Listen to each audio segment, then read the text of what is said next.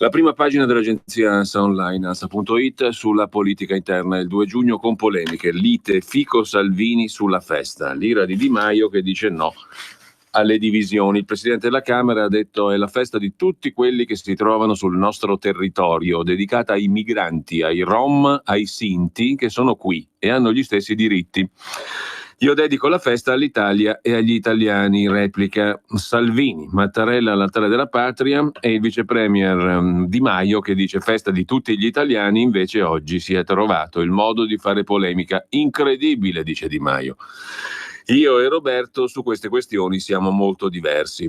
L'altro titolo in primo piano, quello che è accaduto a Venezia, una nave da crociera si scontra con un battello, 4 feriti, un vertice in prefettura, il video di Salvini senza no del Movimento 5 Stelle era evitabile, dice Salvini. Il ministro Toninelli, entro giugno via le grandi navi. Un residente dice pensavo arrivasse fino a casa. Le grandi navi nelle foto di Berengo Gardin esposte 4 anni fa, ricorda l'agenzia ANSA in prima pagina. Poi il bagno di folla per Mattarella, nei giardini del Quirinale si ritrova l'Italia multietnica, scrive l'agenzia ANSA. Sei la nostra garanzia, mantieniti per il settennato in forza. Il bagno di folla ai giardini del Quirinale per Sergio Mattarella, che con la figlia Laura è sceso dagli appartamenti per salutare i quasi 20.000 cittadini che hanno visitato il parco del Quirinale. Si è trovato il presidente un'Italia multietnica e calorosa che ha inneggiato alla Repubblica, ha chiesto vigilanza al capo dello Stato, il quale ha salutato tutti, ha stretto migliaia di mani, passeggiando nei giardini per circa un'ora. Ha ascoltato le richieste di molti, travolto dall'affetto dei compaesani siciliani numerosissimi. Siamo anche noi italiani, gli ha detto invece una donna di colore con la figlia. Come un ragazzo brasiliano gli ha ricordato le sue origini italiane. Una famiglia di peruviani è riuscita a porgere al presidente una copia della Costituzione che Mattarella ha autografato. Siamo i tipici peruviani e meno male che abbiamo lei. Questo è anche il mio paese, gli ha ricordato Nashra, una donna somala che da 25 anni vive in Italia. Fotografie, selfie, applausi, tantissimi. Non mollare, resisti e vigila, Presidente. Sempre dalla prima pagina poi dell'agenzia ANSA, salvi tutti gli speleologi intrappolati nella grotta in Calabria, nell'abisso del Bifurto, in 5 erano stati sorpresi da un'ondata di piena. E poi migranti sbarcano a Genova, andranno nel Lazio, ospiti della conferenza episcopale italiana. Il pattugliatore Cicala Fulgosi della Marina Militare, accostato alla banchina di Calatabettolo a Genova, offre un'immagine già vista, uomini fasciati dalle tute bianche in piedi e uomini accucciati sul ponte in attesa. I 100 profughi salvati al largo delle coste libiche sono arrivati a vedere lo skyline di Genova poco prima delle 9 dell'altra mattina. Erano in porto dopo una manciata di minuti ad attenderli una tendopoli della Croce Rossa, polizia, medici, psicologi, protezione civile. Ai medici a terra i profughi si sono presentati con le loro storie sul gommone, il racconto della morte di alcuni compagni. Aspettano di sapere dove verranno mandati. A Genova non restano, rimarranno solo 11 bambini, gli altri sono destinati a una struttura della Conferenza Episcopale Italiana, la CEI, nel Lazio. Il ministro dell'Interno Salvini ha fatto sapere che saranno accolti dal Vaticano e in 5 paesi dell'Unione Europea, così l'agenzia ANSA in prima pagina, mentre il commissario europeo Moscovici avverte dialogo, ma nessuno può ignorare le regole e Salvini, il governo va avanti se si tagliano le tasse. Sul reddito di cittadinanza il presidente dell'INPS Tridico, 1.270.000 domande, 1 miliardo di risparmi. Per quanto riguarda poi ancora Matteo Salvini, ne parla anche il Papa, oltre che lo stesso Matteo Salvini. La questione riguarda l'incontro fra il Papa e Matteo Salvini. La politica italiana è complicata, confesso che non la capisco e devo studiare, ha detto Papa Francesco durante la conferenza stampa sul volo di ritorno dalla Romania, dribblando la domanda sull'utilizzo dei simboli religiosi nell'ultima campagna elettorale per le europee.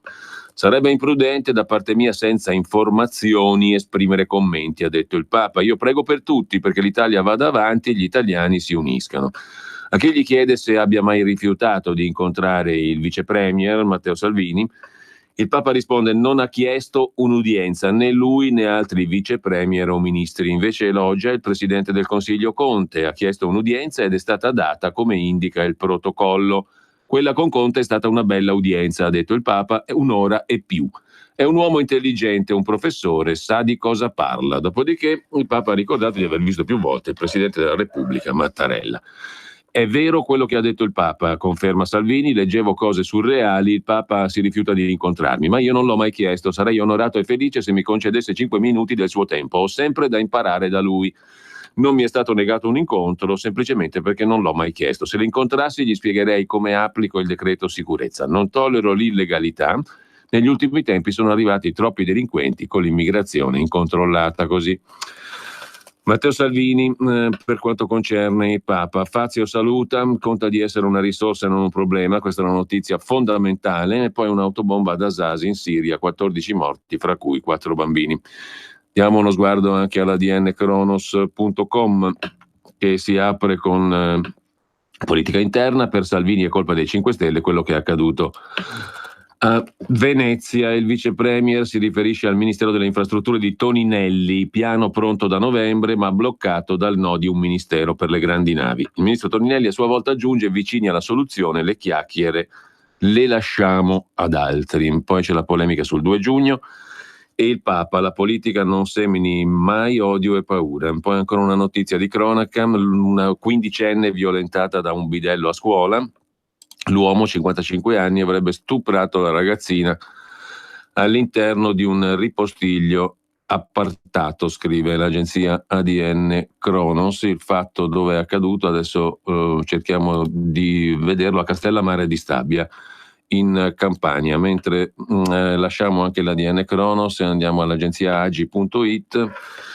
Uno sguardo veloce sulla politica interna, anche qui l'apertura. Fico ha dedicato il 2 giugno a Rom e migranti, Salvini non l'ha presa bene. E poi le parole del ministro dei beni culturali Bonisoli: investiremo per rendere la cultura accessibile ai disabili, sono fiero di aver aumentato la gratuità nei musei. Poi c'è il penultimatum di Conte a Salvini, oggi pomeriggio alle 17 parla il Presidente del Consiglio, una conferenza stampa o messaggio al Paese del Presidente del Consiglio Conte.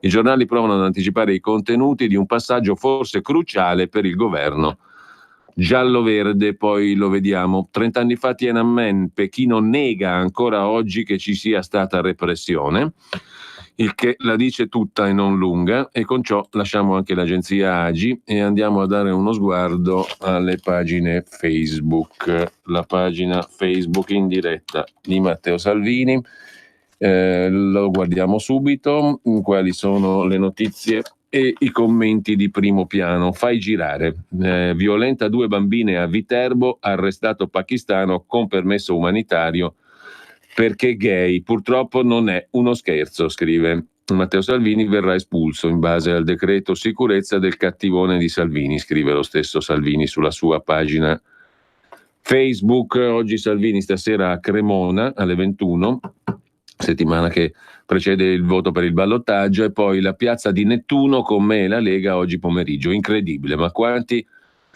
eravate? Poi Civitavecchia per il candidato sindaco, anche qui tanta gente, dice Salvini. Poi la serata sulla 7 con il Gilettone, con Giletti e non è l'Arena, e poi ancora Nettuno, spettacolare. A qualcuno dà fastidio che io giri per le piazze, e tante altre documentazioni della giornata di ieri. Mentre vediamo anche la pagina Facebook, come al solito, di Luigi Di Maio. Ce lo digitiamo al momento, eccolo qui che compare. Oggi è la festa di tutti i cittadini, la festa della Repubblica del 2 giugno, soprattutto di quelli che hanno perso la pazienza, che aspettano risposte, che non ne possono più di parole ma si aspettano fatti concreti, con un bel punto esclamativo, scrive Di Maio. Una festa che ci deve unire tutti.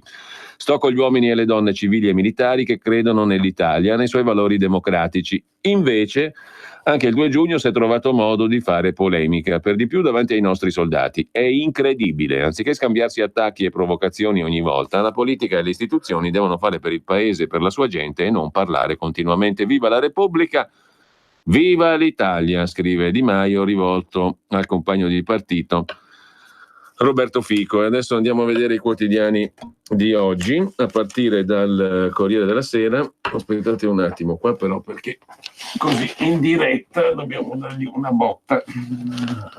Un attimo solo, inquadratura non mi garba fino in fondo. Bene, vediamo se è meglio.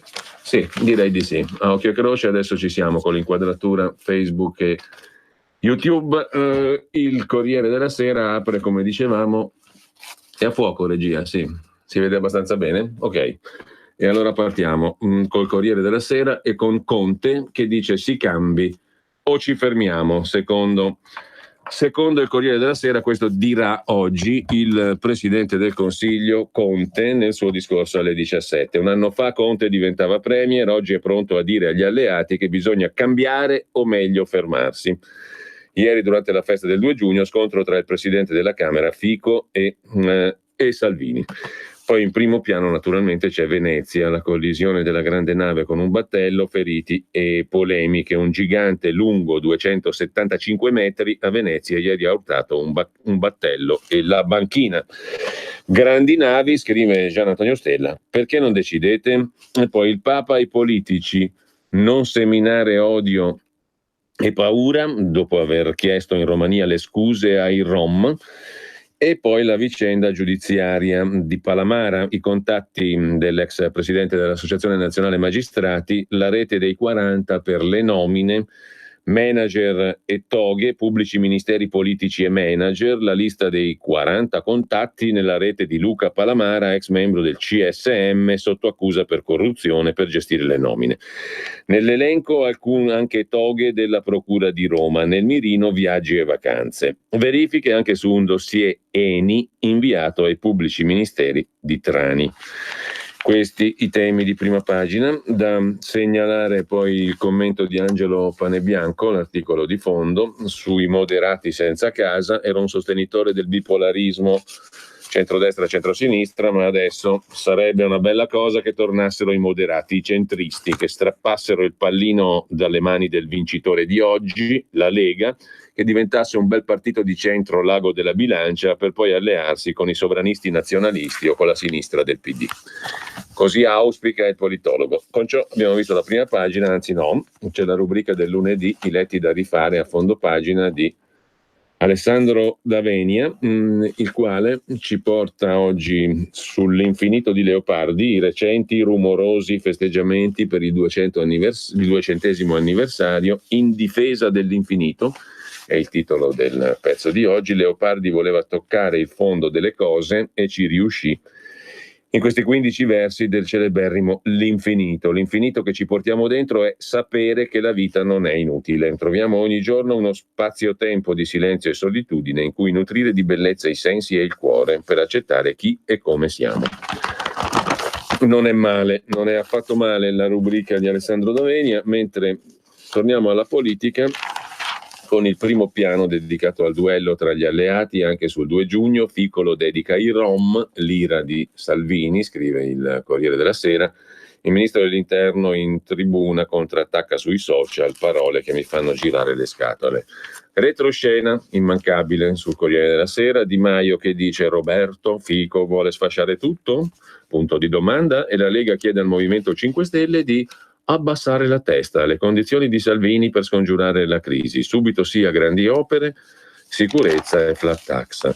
Dopodiché abbiamo il look delle due fidanzate di Salvini e di Di Maio e i commenti sui social, anche questo non è un argomento fondamentale. E poi Conte, Presidente del Consiglio, che dice recuperiamo un metodo o non si può più andare avanti, dice o direbbe o dirà, probabilmente prevede con la palla di vetro il Corriere della Sera. Poi c'è l'intervista al capogruppo del Movimento 5 Stelle alla Camera, Francesco D'Uva. Il governo resta, voteremo l'autonomia delle regioni, anche la Lega dica dei sì.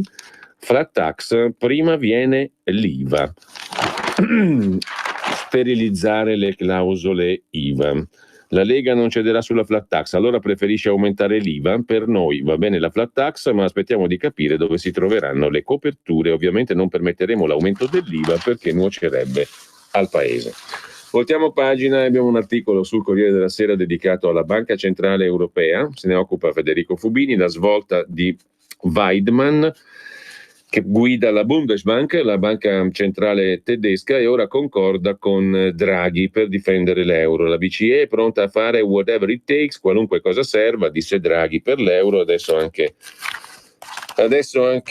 un candidato alla guida della BCE, Weidmann, appunto, pare essere della stessa opinione. Mentre per quanto riguarda il governatore della Banca d'Italia, i mini bot non risolvono nulla, ha detto il governatore Visco. E la flat tax deve essere una riforma organica, una riforma fiscale in un intervento organico, favorire il lavoro e imprese, essere credibili, ridurre il debito.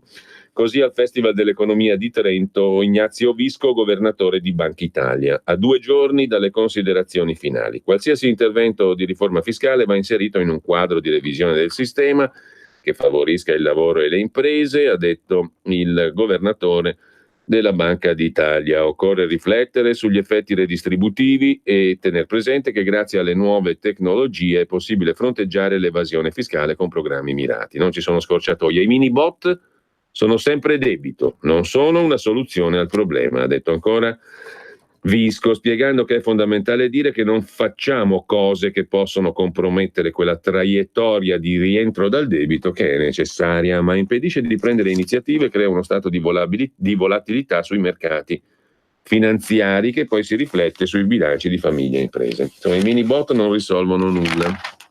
Mentre sempre dal primo piano del Corriere della Sera andiamo brevemente al richiamo del Papa ai politici, mai seminare odio e paura, dice il Papa tornando dalla Romania. Le scuse ai Rom, l'Europa superi le divisioni, e per quanto riguarda Salvini nessuno del governo eccetto il Premier ha chiesto udienza, Conte l'ha chiesta ed è stata fatta. C'è nella politica di tanti paesi la malattia della corruzione dappertutto, dobbiamo aiutare i politici a essere onesti, si rispettino le culture di tutti, ma tutti uniti. L'Europa è attaccata da ideologie che vengono da fuori, non si lasci vincere dal pessimismo. Di Benedetto XVI aveva detto che è come avere un nonno in casa, continuo a vederlo così, ora di più, dice il Papa, ogni volta che vado a visitarlo gli prendo la mano, lo faccio parlare, parla poco, adagio, ma con la stessa profondità di sempre. Il problema di Benedetto sono le ginocchia, non la testa, ha lucidità grande.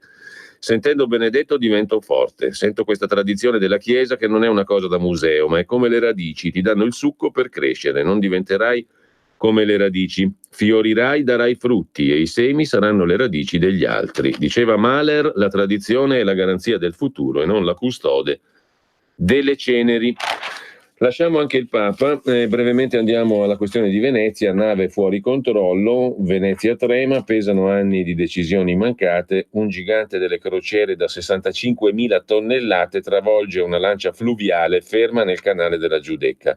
L'ira di Zaia dopo l'incidente, c'è un decreto, va applicato e Salvini, mi risulta che è tutto bloccato da mesi in un ministero di Roma e non è della Lega. Il sindaco Brugnaro dice è Toninelli che non sceglie, la soluzione è il canale Vittorio Emanuele, dice il sindaco, la soluzione c'è, siamo tutti d'accordo, cittadini, comune, città metropolitana, regione e porto, le navi devono passare dal canale Vittorio Emanuele, dice il sindaco di Venezia Brugnaro, giusto appunto. C'è anche un atto del comitatone e le carte sono in mano al ministro Toninelli. Abbiamo avuto la dimostrazione di quello che succede quando non si vuole agire. Nessuno a Venezia vuole che le navi continuino a passare in bacino di San Marco e nel canale della Giudecca. Il ministro decida. Intanto ieri il prefetto Zappalorto ha convocato un comitato per l'ordine pubblico e la sicurezza e abbiamo chiesto alla Capitaneria di Porto di fornire un elenco delle navi che per pescaggio possono già transitare per il Vittorio Emanuele. Pensiamo che si possa mettere in campo una sperimentazione per le imbarcazioni più piccole. Non serve attendere. Abbiamo chiesto all'autorità portuale e capitaneria di procedere coi carotaggi. Quanto ai rapporti con Roma, Toninelli, attendiamo di sapere qualcosa dal ministro, dice il sindaco di Venezia Brugnaro. Dice che sta studiando progetti che coinvolgono altri porti. Non ci ha ancora detto nulla. Siamo in fiduciosa attesa. Intanto abbiamo una soluzione, forse l'unica, fattibile. Velocemente dal Corriere della Sera andiamo alla pagina degli esteri. In Germania lascia l'ex presidente dell'SPD Andrea Nahles e la grande coalizione traballa, scrive ancora il Corriere della Sera. In primo piano sulla pagina degli esteri. Dopo il tonfo alle europee lascia il leader SPD, non ho più il Partito Socialdemocratico, non ho più il consenso, Merkel dice andiamo avanti, ma crescono i Verdi. Per un sondaggio i Verdi sono ora il primo partito, la SPD al 12%, mai così male, scrive ancora il Corriere della Sera. Mentre per quanto concerne l'Iran, da parte degli Stati Uniti c'è apertura al dialogo, retromarcia parziale degli Stati Uniti, ma per Teheran sono giochi di parole. Tuttavia la linea del falco Bolton è stata ridimensionata. Il segretario di Stato Mike Pompeo dice siamo pronti a impegnarci in un confronto con l'Iran senza precondizioni. Sempre dal Corriere della Sera poi andiamo per un momento alla pagina dedicata allo scandalo Palamara, PM politici e manager, la lista dei 40 nella rete di Palamara per gestire le nomine.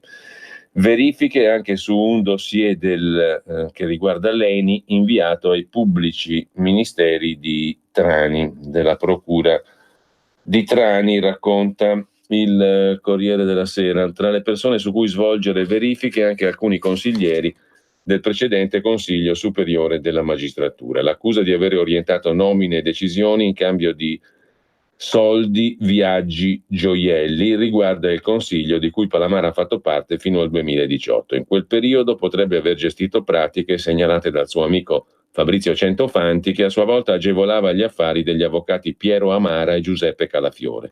A parte le scelte del procuratore di Gela e il procedimento su un PM di Siracusa, i controlli potrebbero allargarsi ad altre vicende, come quelle della procura di Trani, dove inizialmente era stato inviato il dossier su un falso complotto ai danni dei vertici dell'ENI, poi trasmesso a Siracusa. Lì c'era un PM, Antonio Savasta, poi arrestato per corruzione, ne abbiamo parlato con i giornalisti della Repubblica di Bari e della Gazzetta del Mezzogiorno, Chiara Spagnolo e Massimiliano Scagliarini, poi arrestato il PM Savasta per corruzione, c'era questo PM appunto messo sotto inchiesta dal disciplinare e assolto dalla sezione di cui faceva parte anche Palamara, ma si tratta di provvedimenti collegiali, sarà complicato trovare riscontri. C'è poi una pagina dedicata dal Corriere della Sera, o meglio, il data room di Milena Gabanelli oggi con Rita Querzè sul salario minimo. Quanto deve valere? Calcolarlo su base annua o mensile fa la differenza. Il 22% dei lavoratori non raggiunge la soglia dei 9 euro. L'adeguamento costerebbe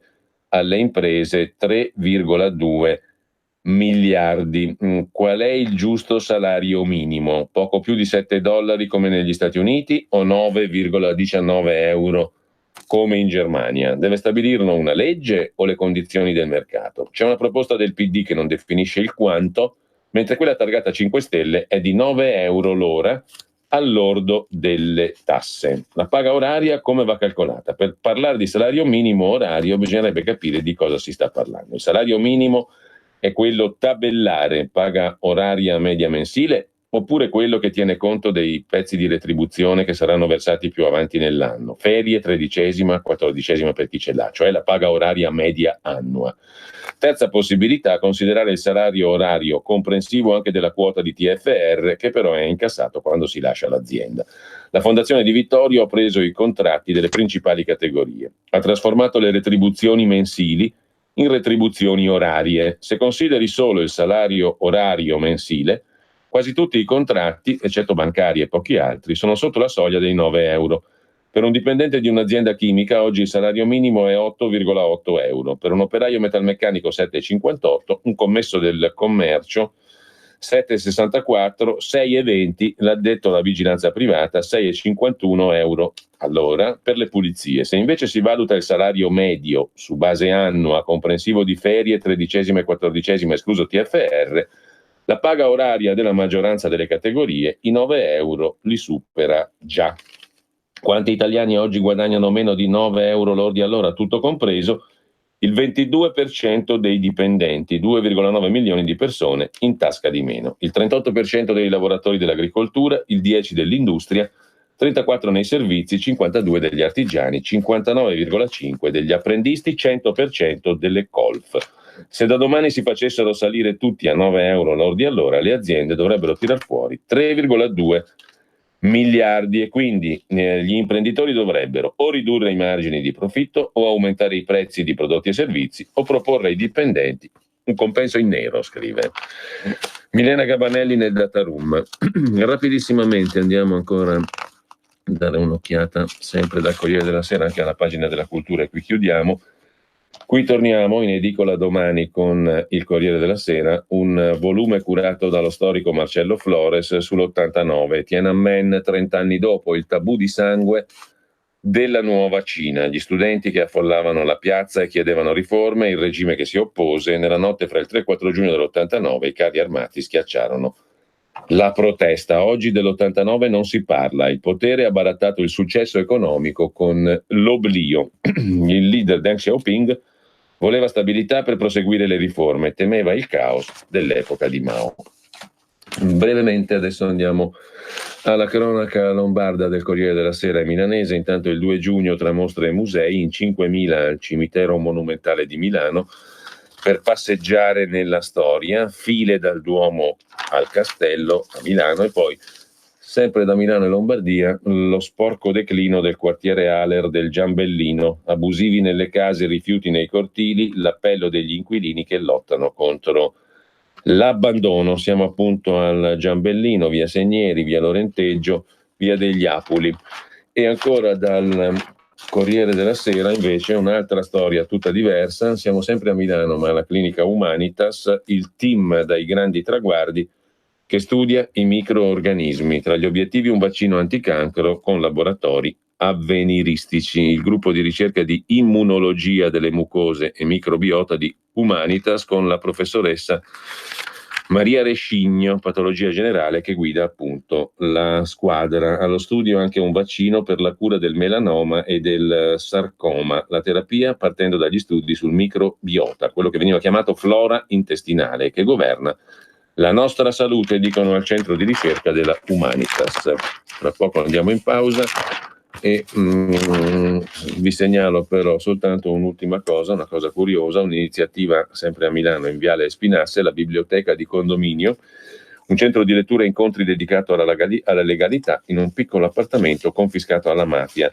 Si trova all'ultimo piano di questo palazzo di Viale Espinasse. Adesso va a destra, 300 metri dritto, poi il semaforo.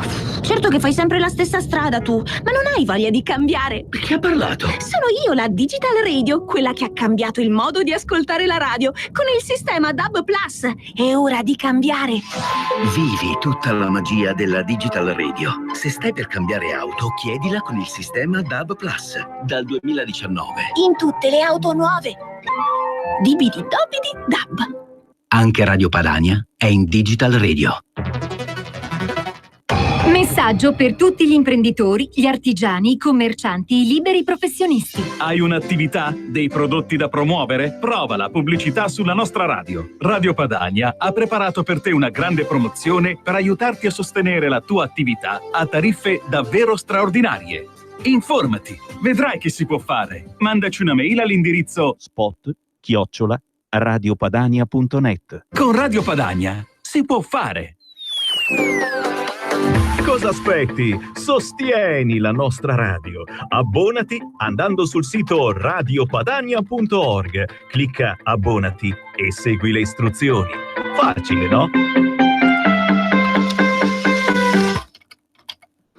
Bene, torniamo velocemente alla cronaca milanese e lombarda con Il Giorno. Un altro grattacielo, quello della A2A in zona di Porta Romana, in piazza Trento. Il sindaco nel suo ufficio ha mostrato il rendering, cioè in pratica quello che verrà fuori. Il grattacielo ad alta sostenibilità diventerà l'unico quartier generale di A2A a Milano con 1500 dipendenti. Il 24 giugno maxi schermo in piazza Gaia Aulenti per la decisione finale invece sulle Olimpiadi 2026. Poi c'è il trasferimento della sede RAI al Portello, il comune rilancia, i canali internazionali diano più spazio a Milano, sarebbe molto importante. E l'affondo di Alessandro Morelli per la Lega, riporta Il Giorno. Expo fu merito della Moratti, la sconfitta di EMA, l'Agenzia per il Farmaco, pesa sulla sinistra, da ospitare a Milano. Dal governo nasce una stagione di attenzione per Milano, cominciata con i 900 milioni per la metropolitana 5 fino all'impegno olimpico, e ora con Milano che torna protagonista in Rai. La sede della Rai al Portello sarebbe molto importante, dice il sindaco Sala, che spera che l'accordo tra la fiera proprietaria dell'area del Portello e i vertici Rai si concluda in tempi brevi e Milano possa vantare un nuovo spazio ultramoderno dedicato alla produzione dei programmi della TV di Stato. Dopo anni di dominio romano sulla Rai, la nuova sede a Milano sarebbe un segnale di discontinuità, su cui anche la Lega al governo sta lavorando da mesi. Un obiettivo bipartisan, scrive il quotidiano Il Giorno. Sempre dal Giorno, poi, il magistrato antimafia Gratteri sul pentito Cosco all'ergastolo. Siamo pronti ad ascoltarlo. Vito Cosco è pentito o vuole diventare un collaboratore di giustizia? È la domanda che pone il procuratore di Catanzaro Gratteri rispetto a Vito Cosco, condannato all'ergastolo per l'omicidio e la distruzione di cadavere di Lea Garofalo in concorso con il fratello Carlo. Una figura importante, un modello da seguire, quello di Lea Garofalo, una donna che purtroppo non è stata aiutata e non è stata capita, dice il procuratore Gratteri. Mentre lasciamo il quotidiano Il Giorno con ancora un paio di segnalazioni. Dopo il SUC, il campo di battaglia, siamo sempre a Milano. Il mercatino abusivo di Piazzale Cuoco e Viale Puglie, una roba che non finisce mai, continua tutte le domeniche. Finito il mercatino abusivo restano solo montagne di rifiuti e disperati a caccia di oggetti. Sono scene da terzo mondo, eppure avvengono tutte le domeniche sostanzialmente in Piazzale Cuoco.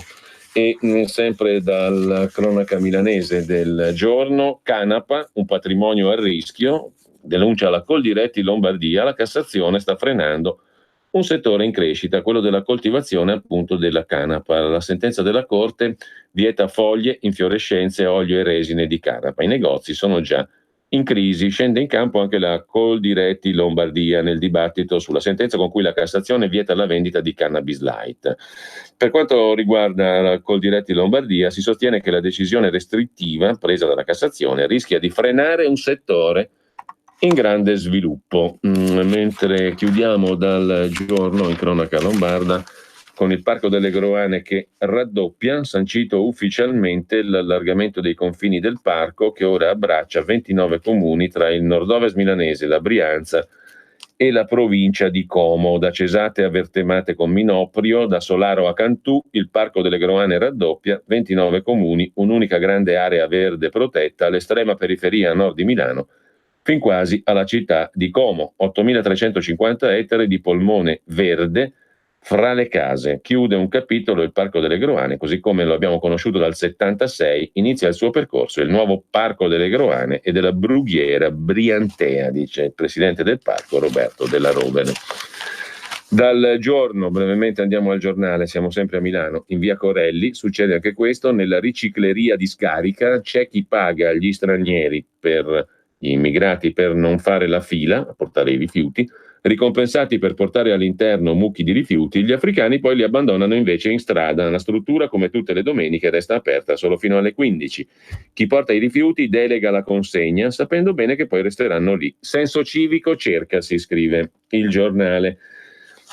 Se il servizio non è disponibile, anche nella virtuosa metropoli sotto la Madonnina può crearsi una discarica a cielo aperto davanti alla vera discarica. I rifiuti si ammassano perché chi dovrebbe portarli in discarica se ne lava le mani affidandogli agli immigrati che per il fine settimana si organizzano in cerca di un guadagno che li aiuti a sbarcare il lunario, promettendo di recapitarli al posto loro e costringendo la polizia locale a intervenire più volte. Accade davanti alla ricicleria dell'AMSA, gruppo A2A di via Corelli, che la domenica resta aperta fino alle 15. Ieri, festa della Repubblica, l'impianto è rimasto aperto fino alle 15, via Vai di Milanesi.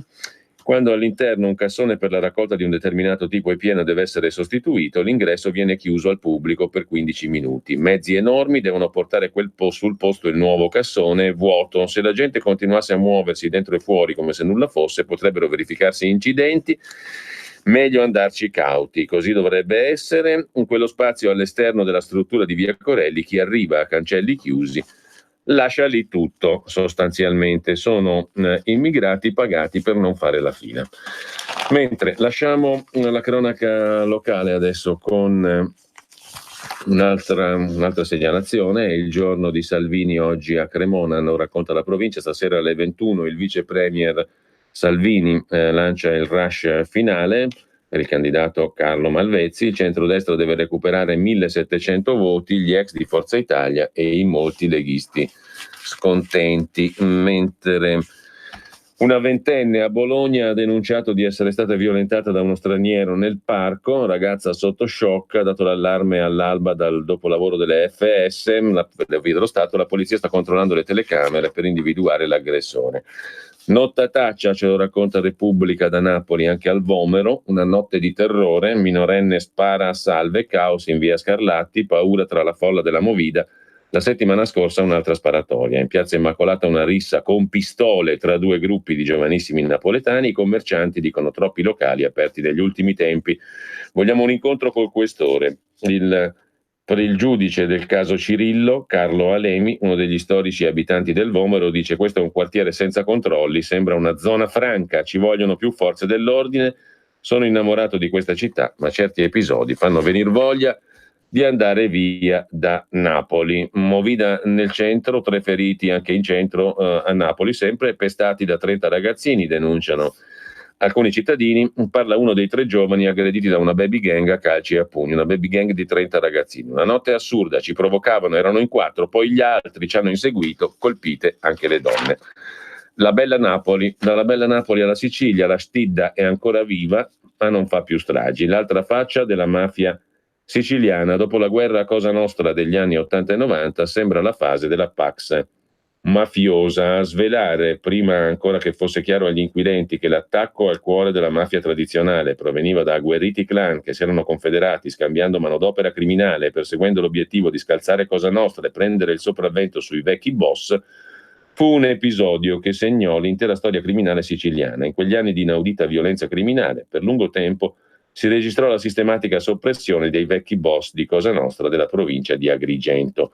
In principio fu Francesco Marino Mannoia, storico collaboratore di giustizia, appartenente a Cosa Nostra palermitana. Poi un altro pentito, Antonino Calderone, personaggio della ruggente mafia catanese degli anni 70-80. Entrambi misero in luce l'esistenza in Sicilia della stidda come realtà criminale caratterizzante soprattutto l'agrigentino, parallela a Cosa Nostra e quasi sempre coesistente in posizione non necessariamente conflittuale. Mentre andiamo brevemente anche a Torino, la festa del 2 giugno e le moschee aperte in città. È la città di tutti, dice Appendino, la sindaca, è necessaria la collaborazione sociale. Il presidente Cirio, 73 anni fa, il voto più importante. Torino è rimasta fuori dalle polemiche politiche sul 2 giugno. Ha unito 2 anime della città celebrando il 2 giugno e la cena che segna la fine del Ramadan islamico con le moschee aperte, scrive il Corriere della Sera in cronaca torinese, giusto appunto. Intanto, a proposito di Torino, San Carlo, a 2 anni dalla tragedia, soltanto una decina le persone risarcite. Oggi l'anniversario, il 3 giugno del 2017, il caos che travolse i tifosi che in piazza San Carlo assistevano a Juve e Real Madrid. Muoiono 2 donne, 1692 i feriti, solo una decina oggi risarciti. Stamane cerimonia in piazza. E poi ancora dalla cronaca torinese, ma su Repubblica: prima di farci tornare a casa mettano la collina in sicurezza, l'appello dei residenti della villetta di Frazione Roncaglie colpita da un masso. Ma poi c'è anche per la Lega Fabrizio Ricca, forse nuovo presidente del Consiglio regionale piemontese, che va all'attacco del Gay Pride contestando il patrocinio. Dà spazio a chi predica l'antisionismo. La prima bordata contro il Gay Pride di Torino dal leader della Lega Fabrizio Ricca: se ospitate eventi contro lo Stato di Israele non avrete più il patrocinio della regione, dice Ricca alla vigilia della conferenza stampa di presentazione del corteo domani alle 12 nella sede della regione in piazza Castello, evento a cui è stato invitato anche il futuro presidente Cirio, ma non ha dato conferma. Ricca dà un avviso ai naviganti rispetto al tema dell'antisionismo. Il 14 giugno, alla vigilia della manifestazione del sabato 15, il coordinamento ha organizzato un incontro alla Tesoreria in collaborazione col Progetto Palestina, un gruppo, secondo Ricca, che non perde mai occasione di predicare antisionismo e inimicizia nei confronti di Israele. Per noi questa condotta è inaccettabile. Non è possibile chiedere il sostegno delle istituzioni e seminare discriminazione contro uno Stato amico del nostro paese, aggredito dal terrorismo, i cui cittadini sono state vittime di attacchi razzisti. Infine chiudiamo per le cronache locali da Altavilla, nel Vicentino. Il giornale di Vicenza ne dà conto. Sono certo che l''ndrangheta mi ucciderà, dice l'imprenditore che ha contribuito con le sue denunce a smantellare le infiltrazioni a nord-est della cosca dei Mannolo di Cutro, in provincia di Crotone. Ho venduto merce a una ditta, da allora sono iniziate le minacce, non ho paura, spero non succeda, ma sono a rischio. La mia credibilità finanziaria è integerrima. Basile è venuto con la pistola, ma ho reagito. I Mannolo di Cutro sono stati sgominati da un'operazione dell'antimafia di Catanzaro con 35 arresti. L''ndrangheta si era infiltrata nel nord-est, aveva come referente appunto Domenico Basile, che ha minacciato questo imprenditore che ha contribuito con le sue denunce a smantellare le infiltrazioni 'ndranghetistiche a nord-est. A proposito di ebrei, una cosa curiosa sul Corriere del Mezzogiorno: nel centro di Lecce rivive nel museo la città degli ebrei. Dopo secoli di oblio e grazie alla passione di 2 imprenditori si ritrovano tracce, iscrizioni, fenditure, vasche e memoria, giusto appunto, della presenza ebraica anche a Lecce. Ma torniamo adesso alle altre prime pagine dei quotidiani. Velocissimamente andiamo al Quotidiano Nazionale, Giorno, Nazione e Resto del Carlino. Processo a Toninelli per l'incidente annunciato a Venezia, la nave che ha travolto un battello, un transatlantico da crociera fuori controllo. Feriti 4 turisti e tanta paura.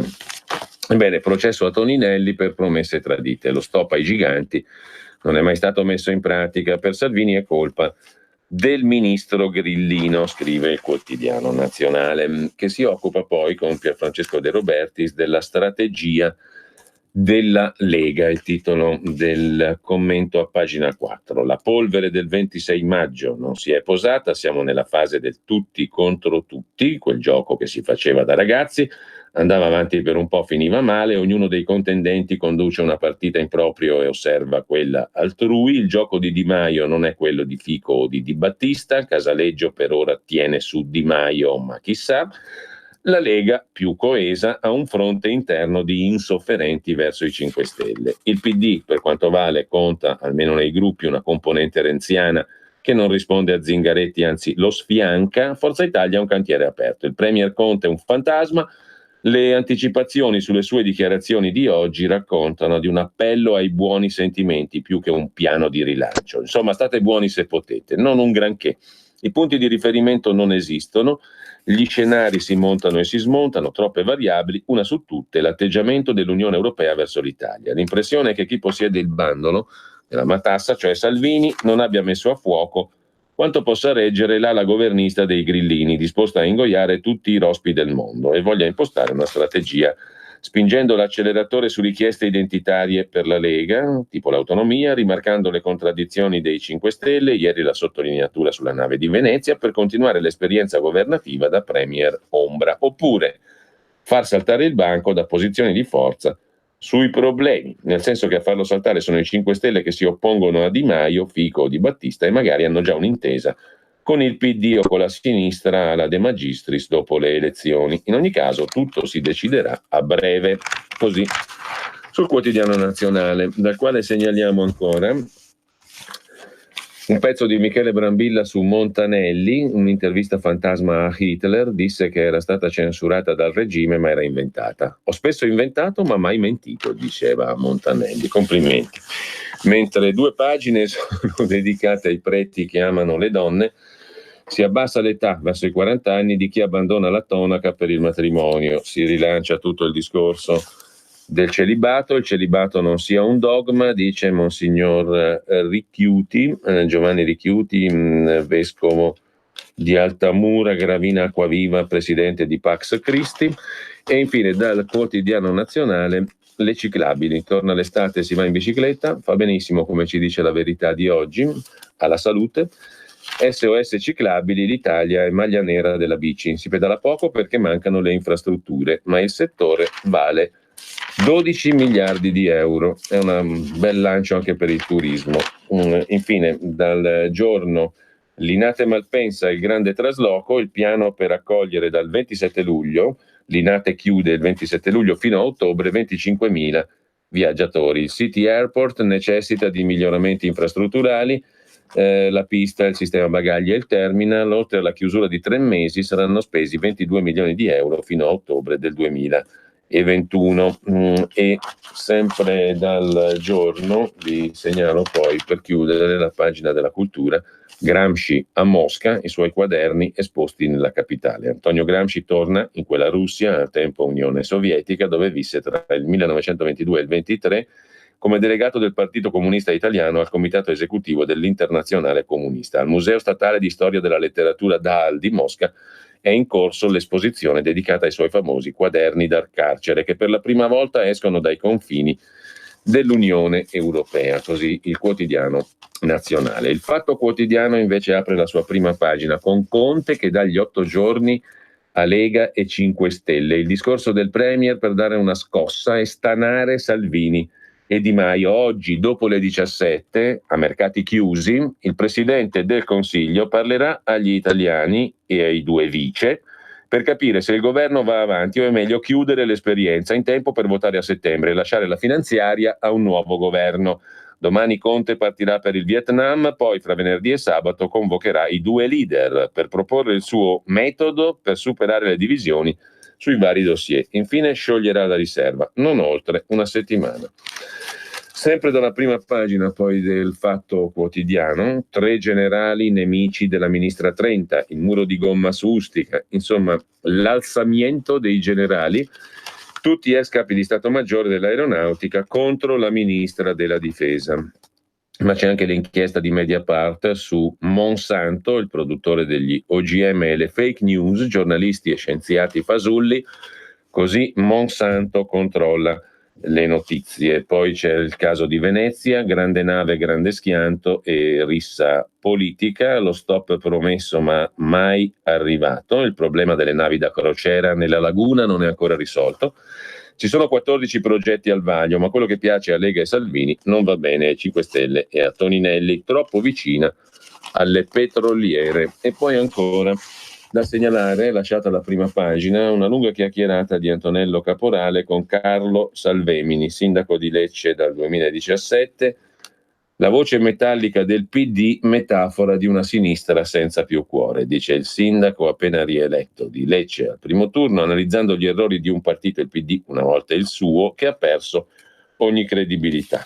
Dobbiamo dire la verità al popolo, abbiamo le pezze al culo, i problemi non li risolveremo in 2 mesi, dice il sindaco di Lecce ex PD. Zingaretti, come puoi pensare che la gente creda che vuoi cambiare l'Italia se ti affidi a quelli di sempre?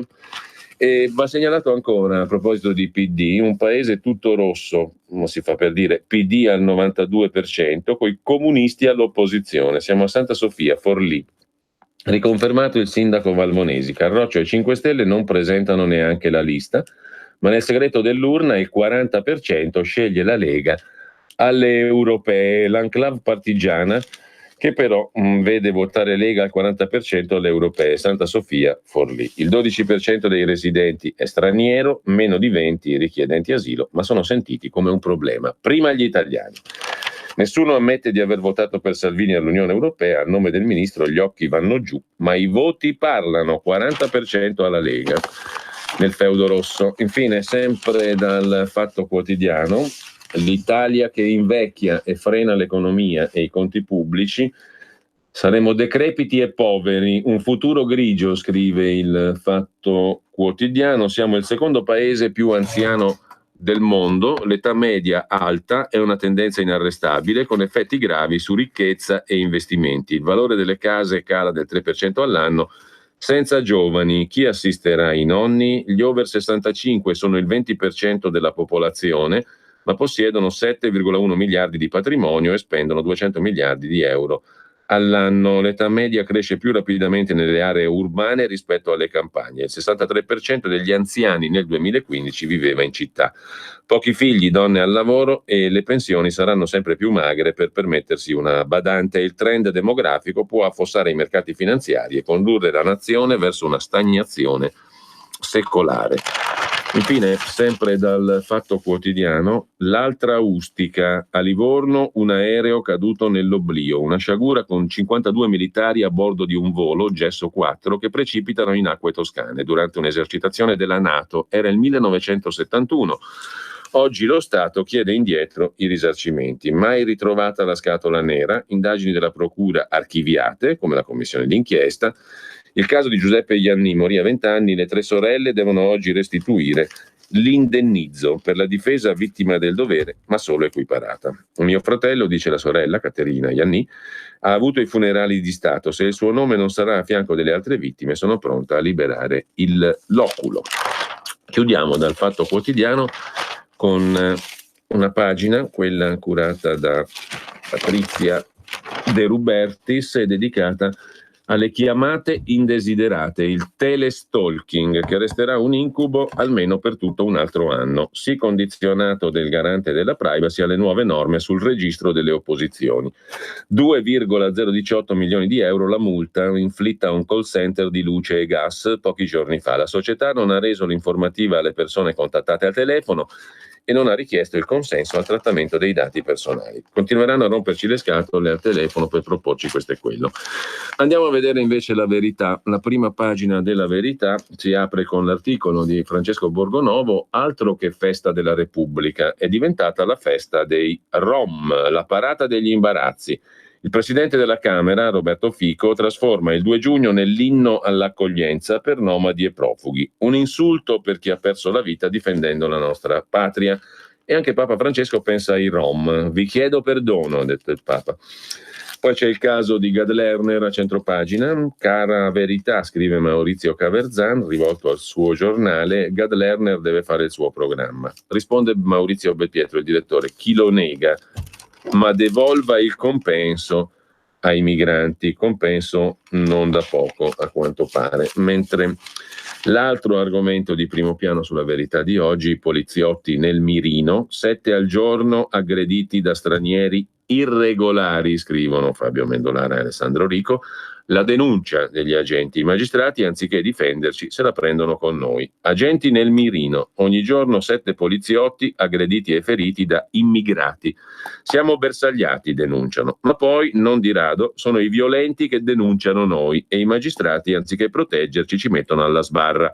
Dobbiamo pagarci anche le cure mediche e le spese legali. Il numero di assalti alle forze dell'ordine è enormemente cresciuto nell'ultimo anno, numeri e casi nella nostra inchiesta, alle pagine 2 e 3. C'è anche l'incidente a Venezia in primo piano sulla Verità, lo commenta Daniele Capezzone, lo schianto della nave ci insegna quanto costa dire sempre no. Quella nave era lì solo grazie ai no del Movimento 5 Stelle. Nel 2017 decisa la chiusura del canale della Giudecca, ma Toninelli bloccò tutto. Alle pagine 2 e 3, come abbiamo detto, c'è l'inchiesta principale della Verità di oggi sugli agenti nel mirino. Immigrati fuori controllo e ogni giorno 7 poliziotti feriti. Pensate, nel 2018 sono stati aggrediti 2.646 tutori dell'ordine. La metà di questi attacchi opera di stranieri. Siamo bersagliati, ma non di rado sono i violenti che denunciano noi. Gli irregolari usano di frequente i morsi. È capitato a Torino, a un uomo in divisa è stata staccata la falange di un dito. Episodi simili a Milano, Vicenza e Salò.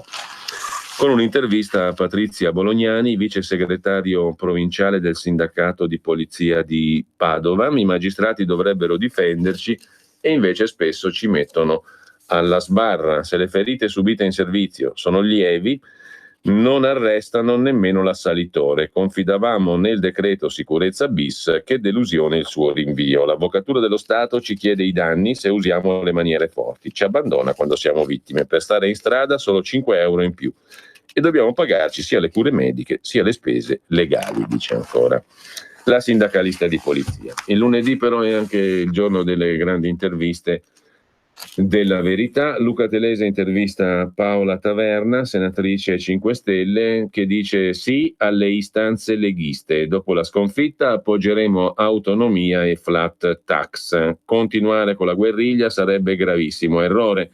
Il PD non potremo mai governare con loro. Di Maio rinuncia a qualche incarico. Salvini ha una comunicazione violenta, di pancia, efficacissima, ma noi abbiamo un'identità così forte che non perderemo nulla, dice la senatrice Paola Taverna, vicepresidente del Senato 5 Stelle. Daniele Capezzone invece intervista Roberto Calderoli, a pagina 9. Contratto di governo, io ci credo ancora, ma diamoci dei tempi. Con certi grillini non si può parlare. E agli altri dico, fissiamo un cronoprogramma sulle cose da fare. Al Movimento 5 Stelle devono capire che uno non vale uno. Ai giovani dico studiate. Il cancro, ho subito 8 interventi in 7 anni, ma ho sempre lavorato. In questi anni ho subito 8 interventi e svariati ricoveri. Ho cercato di fare tutto a Natale e Pasqua nella pausa estiva, in modo che non ci fosse la mia assenza dagli impegni. Ad agosto mi capitava di indossare la giacca per coprire micropompe e drenaggi. Qualche volta sono stato male anche sul palco. Esco da una campagna elettorale con 5 comizi al giorno, è andato tutto bene. L'ultimo intervento l'ho fatto ad aprile. Ai cittadini che magari hanno questa malattia, il cancro, dico continuate a combattere, nel frattempo a coltivare le vostre passioni, a proseguire il lavoro con normalità. E dico anche, rivolgetevi alle strutture adatte. La prima volta che sono stato operato mi avevano detto sei guarito, invece il tumore era ancora lì a invadermi la pancia, dice Roberto Calderoli, tra le altre cose, in questa lunga intervista, bella intervista a Daniele Capezzone sulla Verità. Segue un'altra intervista, quella di Federico Novella al presidente della regione Liguria Toti. Il mio movimento è pronto, vi dico tutto tranne il nome. A luglio la Costituente, saremo i conservatori ben educati, staremo alla sinistra di Salvini. Berlusconi ha sottovalutato la paura delle classi medie. Prima di salutarci facciamo, o meglio, prima della pausa, dopo andiamo avanti con la rassegna stampa, vi segnalo anche, sempre in tema di grandi interviste, anche in termini di volume, l'intervista di Alessandro Rico a Jordan Bardella.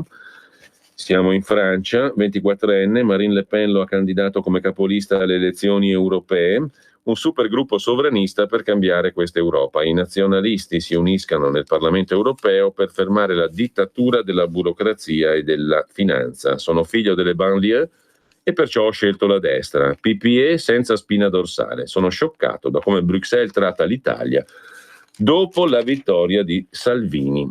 Il resto degli argomenti della Verità e tutte le altre prime pagine dopo la pausa e le previsioni del tempo. Per la tua pubblicità su Radio Padania Libera, scrivi a spot@radiopadania.net. E lucevan le stelle. Sì, lo so che per realizzare tutti i progetti della Lega per l'Italia non bastano certo 2 parole, ma i 2 per 1000. Gli italiani sanno tutto e sanno pure che il codice per destinare alla Lega il 2 per 1000 è D43 e che lo si deve scrivere sulla dichiarazione dei redditi. Donar il mio solo pensiero, firma www.2per1000lega.it. Messaggio per tutti gli imprenditori, gli artigiani, i commercianti, i liberi professionisti. Hai un'attività? Dei prodotti da promuovere? Prova la pubblicità sulla nostra radio. Radio Padania ha preparato per te una grande promozione per aiutarti a sostenere la tua attività a tariffe davvero straordinarie. Informati, vedrai che si può fare. Mandaci una mail all'indirizzo spot@radiopadania.net. Con Radio Padania si può fare. Porta con te ovunque RPL. Scarica l'applicazione su smartphone o tablet dal tuo store o dal sito radiopadania.org. Cosa aspetti? Ed ora che tempo farà? Le previsioni meteo. A tutti buongiorno dal Centro Geofisico Prealpino di Varese. Il bel tempo è favorito dall'alta pressione che però si indebolisce progressivamente con possibilità nei prossimi giorni di qualche temporale, in modo particolare sui rilievi. Oggi nel dettaglio sarà ben soleggiato, seppur con qualche velatura di nubi alte verso sera. In montagna qualche nuvola cumuliforme nel pomeriggio, ma asciutto soltanto un isolato rovescio. Le temperature massime di oggi sono previste tra i 27 e i 31 gradi, zero termico stabilmente attorno ai 3600 metri. Per domani in buona parte soleggiato e caldo, ma soprattutto tra le Alpi e le zone pedemontane annuvolamenti cumuliformi potrebbero portare alcuni rovesci o temporali. Anche mercoledì prevalenza di sole, ma con qualche piovasco pomeridiano per lo più sui monti. La tendenza infine per giovedì e venerdì, tempo più variabile e meno caldo, con alternanza di sole e nuvolosità a tratti estesa, accompagnata da alcuni rovesci o temporali possibili fin sulla pianura. È tutto, vi saluto e vi auguro un buon inizio settimana. Avete ascoltato Che tempo farà? Le previsioni meteo. Grazie da tutta la squadra. Grazie Italia. Useremo bene la vostra fiducia. Primo partito in Italia, si cambia in Europa. Grazie da tutta la squadra.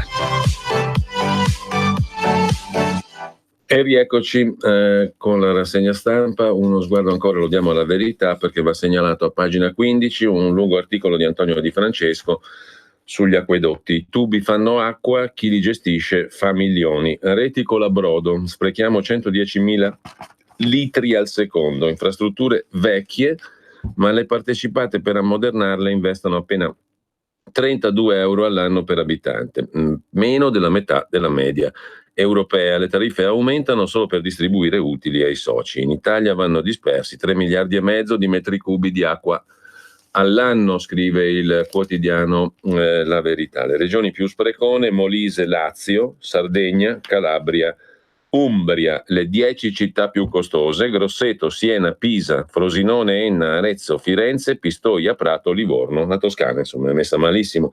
Le regioni con le tariffe annue più alte sono appunto la Toscana, poi Emilia Romagna, Marche, Umbria, Puglia e poi Lazio, Sardegna e Veneto.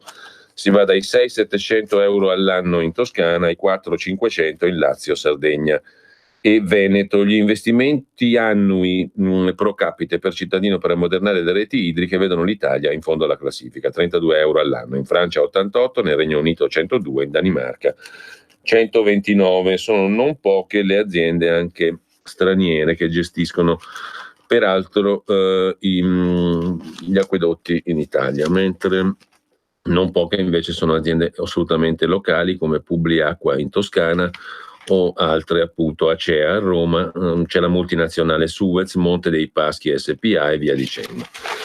Con ciò lasciamo anche il quotidiano La Verità, anzi lo lasciamo con ancora una segnalazione a proposito delle biciclette e del pedalare. Arriva una bella stagione, bello pedalare.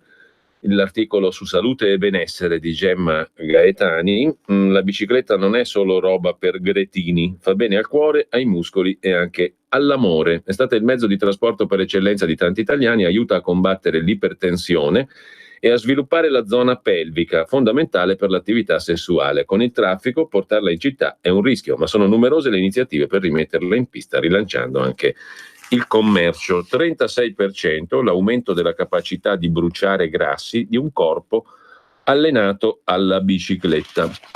Lasciamo La Verità, andiamo alla prima pagina di Repubblica. In primo piano le toghe sporche, l'inchiesta sul CSM e la rete dei depistaggi, le nomine, il verminaio, anzi scrive Repubblica, delle nomine ai vertici delle procure italiane. C'è una storia che spiega qual è la posta in gioco e documenta come alcune scelte cruciali di una delle più influenti correnti della magistratura associata, Unicost, siano state condizionate dall'uomo che sussurrava ai magistrati. Sono 2 pagine, nomine, oltre 20 toghe coinvolte, le carte che spaventano il CSM. Oggi la Procura di Perugia trasmette le intercettazioni del PM di Roma indagato per corruzione. Nel fascicolo le prove dell'intreccio di potere tra politica e magistratura a partire dal 2014. Emerge anche il ruolo di Lotti e Ferri del governo Renzi nel pilotare la scelta delle figure di vertice nei principali palazzi di giustizia. La rete di Palamara,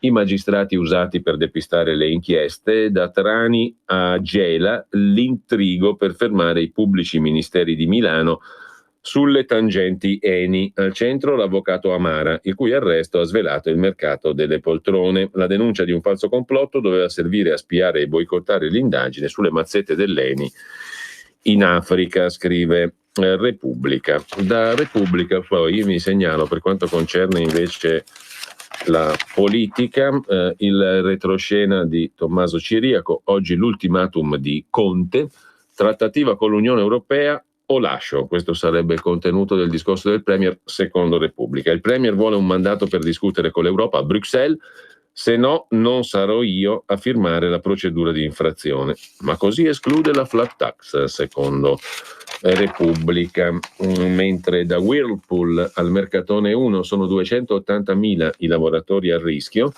al Ministero dello Sviluppo Economico sono aperti 150 tavoli di crisi aziendale. A gennaio erano 138. La cassa integrazione in un anno è aumentata del 78%. Le industrie da salvare, denunciano i sindacati, altro che stagnazione, siamo in pre-recessione e allungare gli ammortizzatori sociali non basta.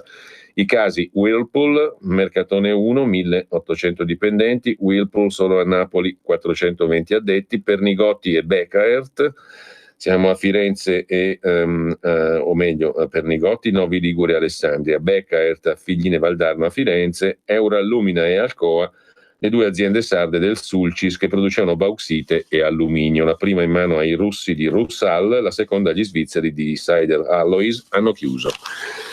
Mentre il governatore della Banca Centrale Visco frena sulla flat tax, il debito deve scendere, il fisco premi lavoratori e imprese, serve una riforma organica, i mini bond sono sempre debito e non risolvono i problemi di finanza pubblica, dice il governatore di Banca Italia, Ignazio Visco. Vincenzo era naturalmente l'ex ministro. Lasciamo con ciò che è Repubblica, andiamo alla Stampa dove c'è l'accorato commento in prima pagina dello scrittore Antonio Scurati sulla civiltà che affonda in laguna, nave da crociera MSC travolge banchina e vaporetto a Venezia, 5 feriti. Nel giorno della sua festa, scrive Scurati, la bandiera della Repubblica Italiana che sventola sulla Basilica di San Marco è abbrunata a lutto. Soltanto per un caso fortunato nessuno è morto nell'incidente in cui la gigantesca nave da crociera ha speronato un battello turistico. È un giorno di lutto. Qualunque persona ancora capace di vedere, amare, rispettare la più bella città del vecchio mondo dovrebbe vedere in questa scampata tragedia il simbolo di una tragedia in atto, una catastrofe al rallentatore, una penosa interminabile agonia. Dovrebbe vedere dolersi, pentirsi, cospargersi il capo di cenere e tacere. Ora basta, scrive Antonio Scurati in prima pagina. Basta chiacchiere, basta rimpalli di responsabilità, rimandi, complicità, conflitti di interessi, inerzie, cecità pelose, illeciti profitti, illegittimi interessi economici mascherati da progetti megalomani. Basta discussioni vane. Da 30 anni si discute della morte civile di Venezia, da 3 secoli della sua decadenza. Ora basta, il 2 giugno 2019 deve segnare la data della presa di coscienza piena della morte lenta di Venezia. La scampata tragedia chiama sul banco degli imputati politici, amministratori, burocrati, imprenditori e cittadini. Sempre poi dalla prima pagina della Stampa, lo spread è in agguato sui mercati, ce lo racconta Alan Friedman, Economia, 10 giorni decisivi. Un anno fa lo spread italiano andava verso i 300 punti base, fino a toccare i 320.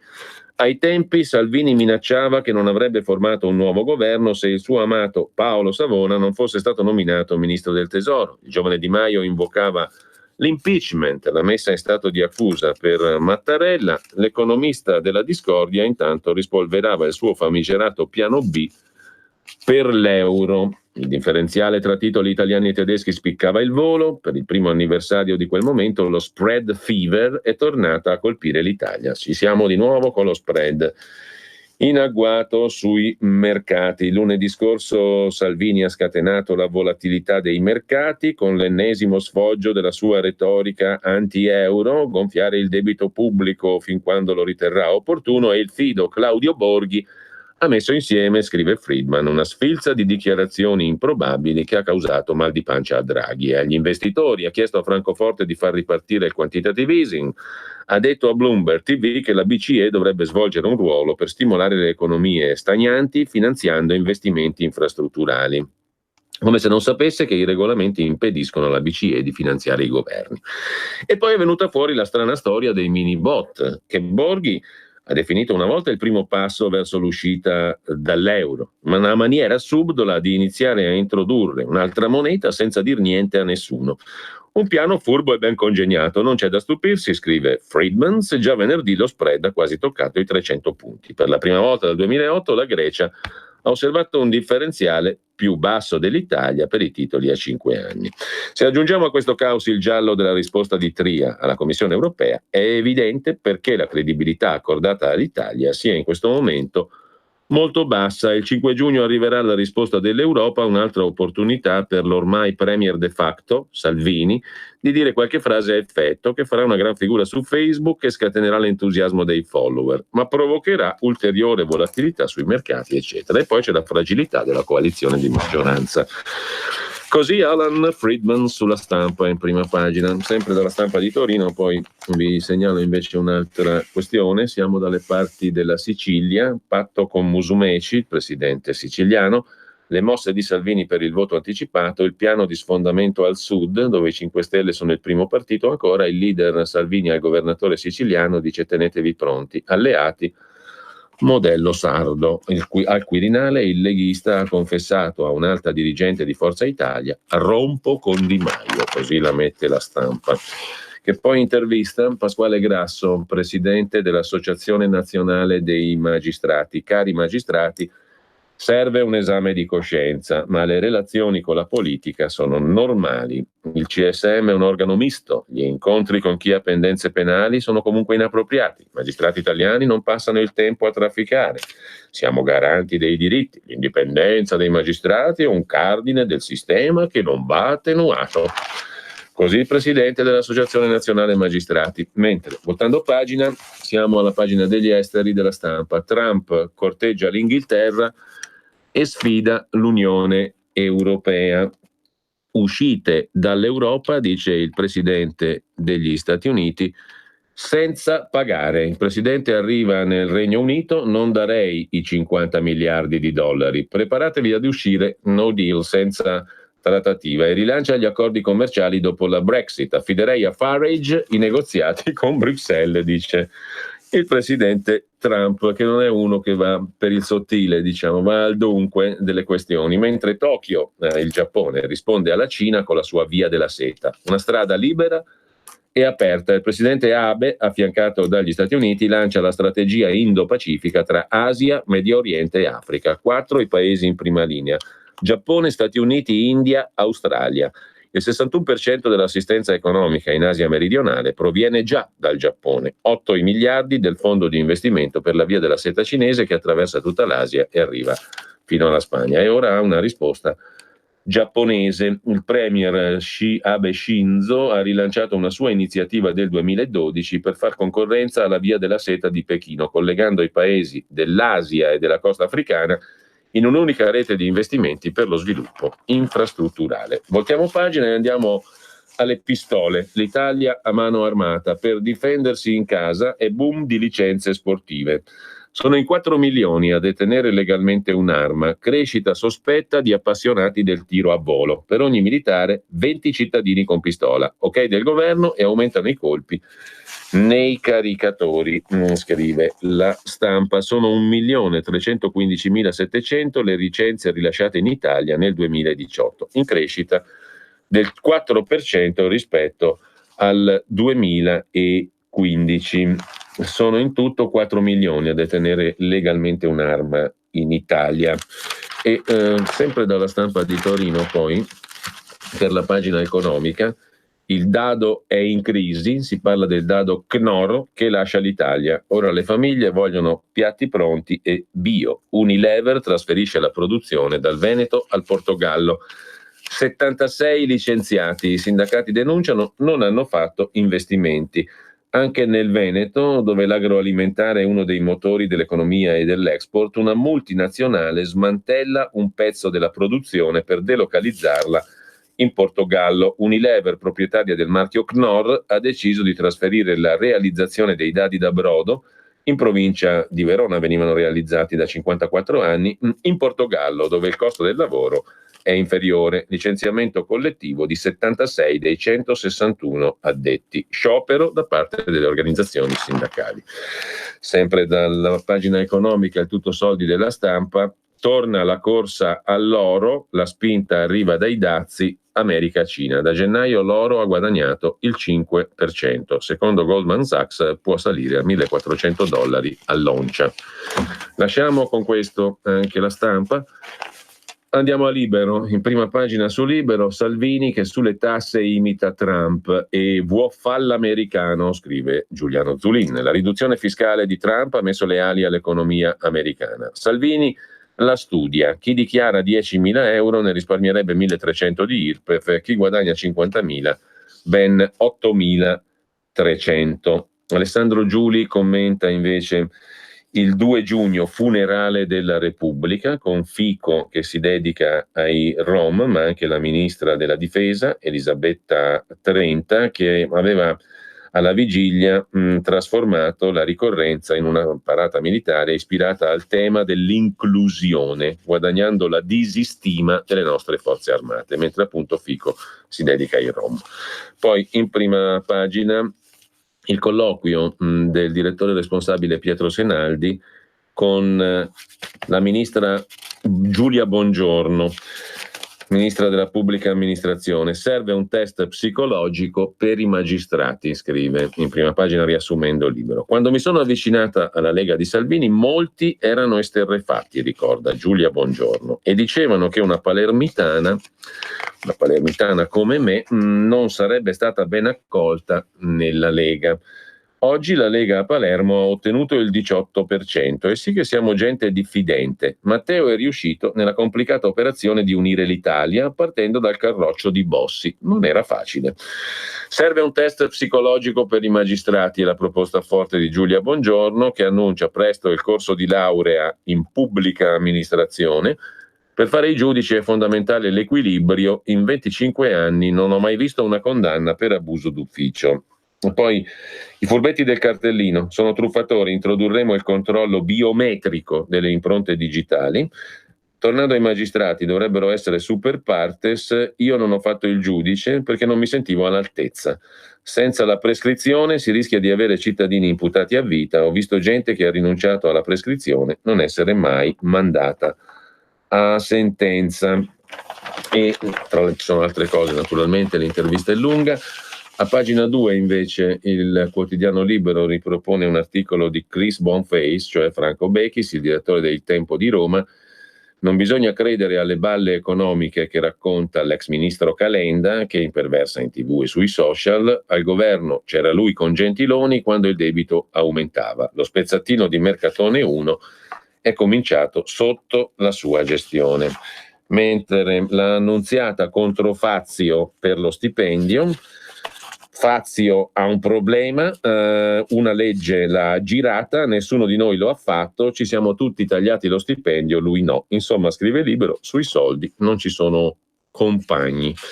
Mentre perfino a Landini piace la flat tax, alleati inattesi anche dalla CGIL, e sempre da Libero, segnalo a pagina 6, l'articolo di Simona Pletto, quelli che vanno fuori di testa per colpa della mala giustizia. C'è un'associazione che ne raccoglie i casi. In più di 7.000 denunciano errori giudiziari o legali incompetenti, incompetenti, e a volte le vittime diventano imputati. Per lo stress molti finiscono ai trattamenti sanitari obbligatori. L'Associazione Italiana Vittime di Mala Giustizia ha fatto questi conti dei rovinati dagli errori giudiziari. Paolo Becchi e Giuseppe Palma, sempre su Libero, si occupano invece del 92, Tangentopoli, che sembra non finire mai, l'attacco giudiziario al governo. Per evitare l'invadenza politica della magistratura bisogna riformare la legge Severino, scrivono Becchi e Palma. Mentre a pagina 11 di Libero parla Massimo Cocco, figlio del magistrato ucciso nel 1976 dai terroristi rossi. Perdonare i terroristi che uccisero papà? Mai. La giustizia non è stata in grado neanche di trovare i colpevoli. Il giudice Francesco Cocco fu ucciso a Genova l'8 giugno del 76 dalle Brigate Rosse con 2 uomini della scorta. E appunto Massimo è il figlio, giusto appunto, l'ultimo dei 3 figli di Francesco, il magistrato ucciso dalle BR, violinista, compositore, svolge un'intensa attività concertistica e oggi viene intervistato appunto da Giovanni Terzi per il quotidiano Libero, che lasciamo con un'altra intervista, decisamente più inquietante ancora. Parla il professor Maurizio Bini, direttore del Centro di Riproduzione Assistita dell'ospedale Niguarda di Milano. La clonazione umana? Ci siamo, però è un futuro che fa spavento, dice il professor Bini. Da embrioni replicati si possono già produrre linee cellulari utili per riparare deficit cardiaci o neurologici, ma da qui a riprodurre una persona ce ne corre, mentre sugli animali siamo molto avanti, quindi la clonazione umana tutto sommato ci siamo, ma è un futuro che fa spavento, dice il professore direttore del centro riproduzione assistita appunto dell'ospedale Niguarda di Milano. Va segnalato ancora, andiamo a dare un'occhiata al giornale, intanto in prima pagina, poi c'è una cosa che segnalo al volo subito, una paginata sul Foglio, la pagina 1 dell'inserto dedicata da Annalisa Chirico a Matteo Salvini, come ha fatto Salvini a conquistare l'Italia, la semplificazione massima del messaggio e la concretezza. C'è la foto di Matteo Salvini con Francesca Verdini al ricevimento per la festa della Repubblica. Concretezza, semplificazione del messaggio, dominio delle piazze fisiche e virtuali, capacità di farsi interprete di un sentire profondo e reale. Direttori di giornali e osservatori spiegano le ragioni del consenso del leader leghista. Il direttore di Repubblica, Carlo Verdelli, dice: la stanzetta immortalata nella notte del voto da Salvini potrebbe essere quella di ogni italiano. Non è più la politica dall'alto, è la politica da dentro. Luciano Fontana, direttore del Corriere della Sera: Salvini ha saputo sfruttare la sua capacità di mettersi in sintonia con le paure degli italiani sui dossier sicurezza e immigrazione e con le loro aspirazioni più profonde. Lucia Annunziata, un'altra delle persone interpellate, direttore di Huffington Post Italia, da Annalisa Chirico. A differenza di Renzi, Salvini ha il partito dietro, non deve difendersi dai nemici.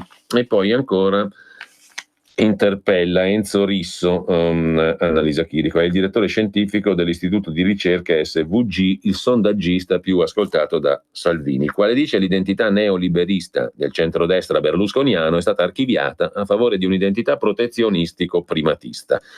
Infine il direttore della Stampa Maurizio Molinari: l'identità sovranista è materica, Salvini esalta le radici cattoliche della nazione. Per concludere ancora, il vice direttore di Vanity Fair Malcolm Pagani, ma anche Roberto D'Agostino, fondatore di Dagospia. Non si può comprendere, dice D'Agostino, il fenomeno Salvini senza considerare il potere di Internet, il suo mondo parallelo. L'inedita ascesa di Salvini in tempi così rapidi è stata resa possibile dal fatto che oggi l'informazione non viaggia sui TG delle ore 20 né sulla carta stampata. L'analisi non si esaurisce nella comunicazione. Gli scenari trionfanti del populismo annoverano a livello globale passaggi come Brexit, Trump, l'esploit italiano del 4 marzo. Questi eventi sono la risposta alla crisi di identità prodotta dalla globalizzazione. La sinistra, dice D'Agostino, ha scambiato baci e bacetti col capitalismo. Oggi si è ridotta a paladina delle minoranze più o meno oppresse: gay, donne, migranti e neri. Lasciamo con questa panoramica su Salvini anche l'inserto del Foglio. Torniamo alla prima pagina del giornale. Fico traditore, il grillino dedica la festa della Repubblica ai immigrati e nomadi e il Papa in Romania: chiedo perdono ai Rom.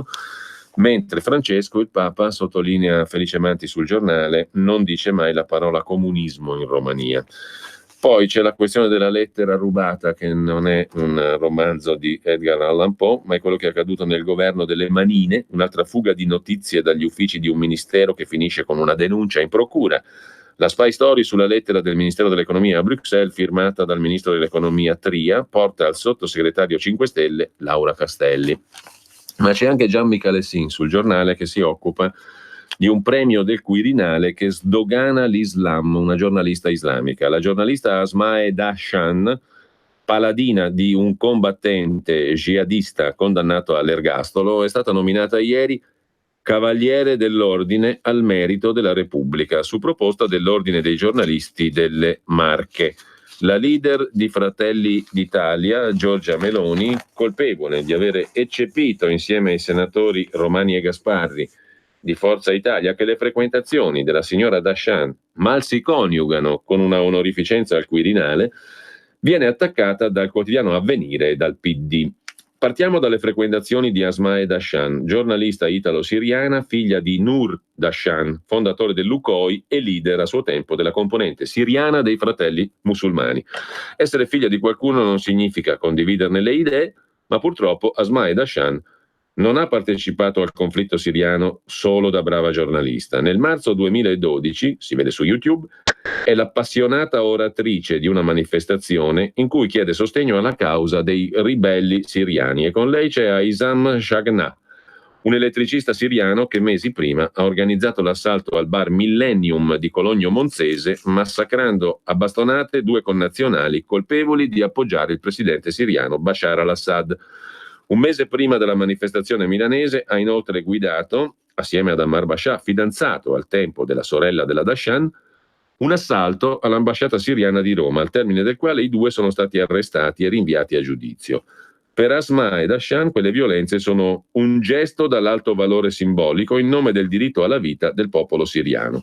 Le successive azioni di Shagnah sono meno simboliche. Riparato in Siria, unitosi a un gruppo jihadista, si fa filmare mentre partecipa all'esecuzione di 17 prigionieri assassinati con un colpo alla nuca, un crimine per il quale viene arrestato e condannato all'ergastolo quando rientra in Europa. È singolare che i rapporti della giornalista, premiata dal Quirinale, con l'assassino Shagnah, denunciati da Giorgia Meloni, vengano liquidati come fuori luogo dal presidente dell'Ordine dei giornalisti delle Marche, Franco Elisei, responsabile della candidatura della Dashan, anche perché ci sarebbero molti altri colleghi meritevoli di aver raccontato la Siria dall'una o l'altra parte senza mai schierarsi apertamente con uno dei 2 contendenti e senza mai prendere le parti di personaggi violenti rivelatisi responsabili di gravi crimini. Ma il punto è politico.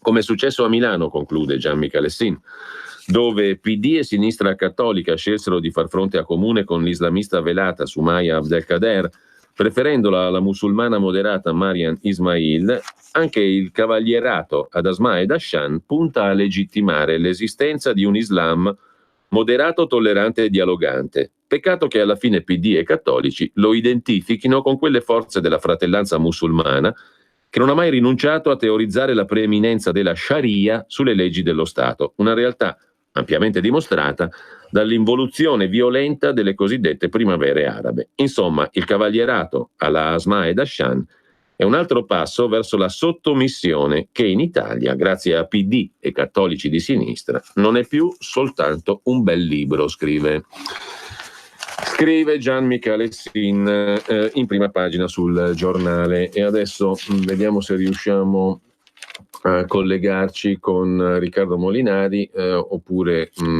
se no vediamo di recuperare un piccolo passaggio per il nostro Qui Parlamento e poi alle 9.15 con noi c'è Maurizio Bolognetti, ospite fino a che non si risolverà la storia di Radio Radicale e fino a che continuerà la sua iniziativa non violenta. Cronista di Radio Radicale, segretario dei Radicali Lucani, amico di questa radio, di questa rubrica, per molti motivi non solo personali ma diciamo così giornalistici e anche politici. Intanto, sempre dal Giornale, dicevamo, a pagina 6, a Genova sbarcano i migranti, li manterrà il Vaticano, scrive il Giornale. Arrivati in un centinaio dalla Libia, Salvini promette non saranno a carico dell'Italia.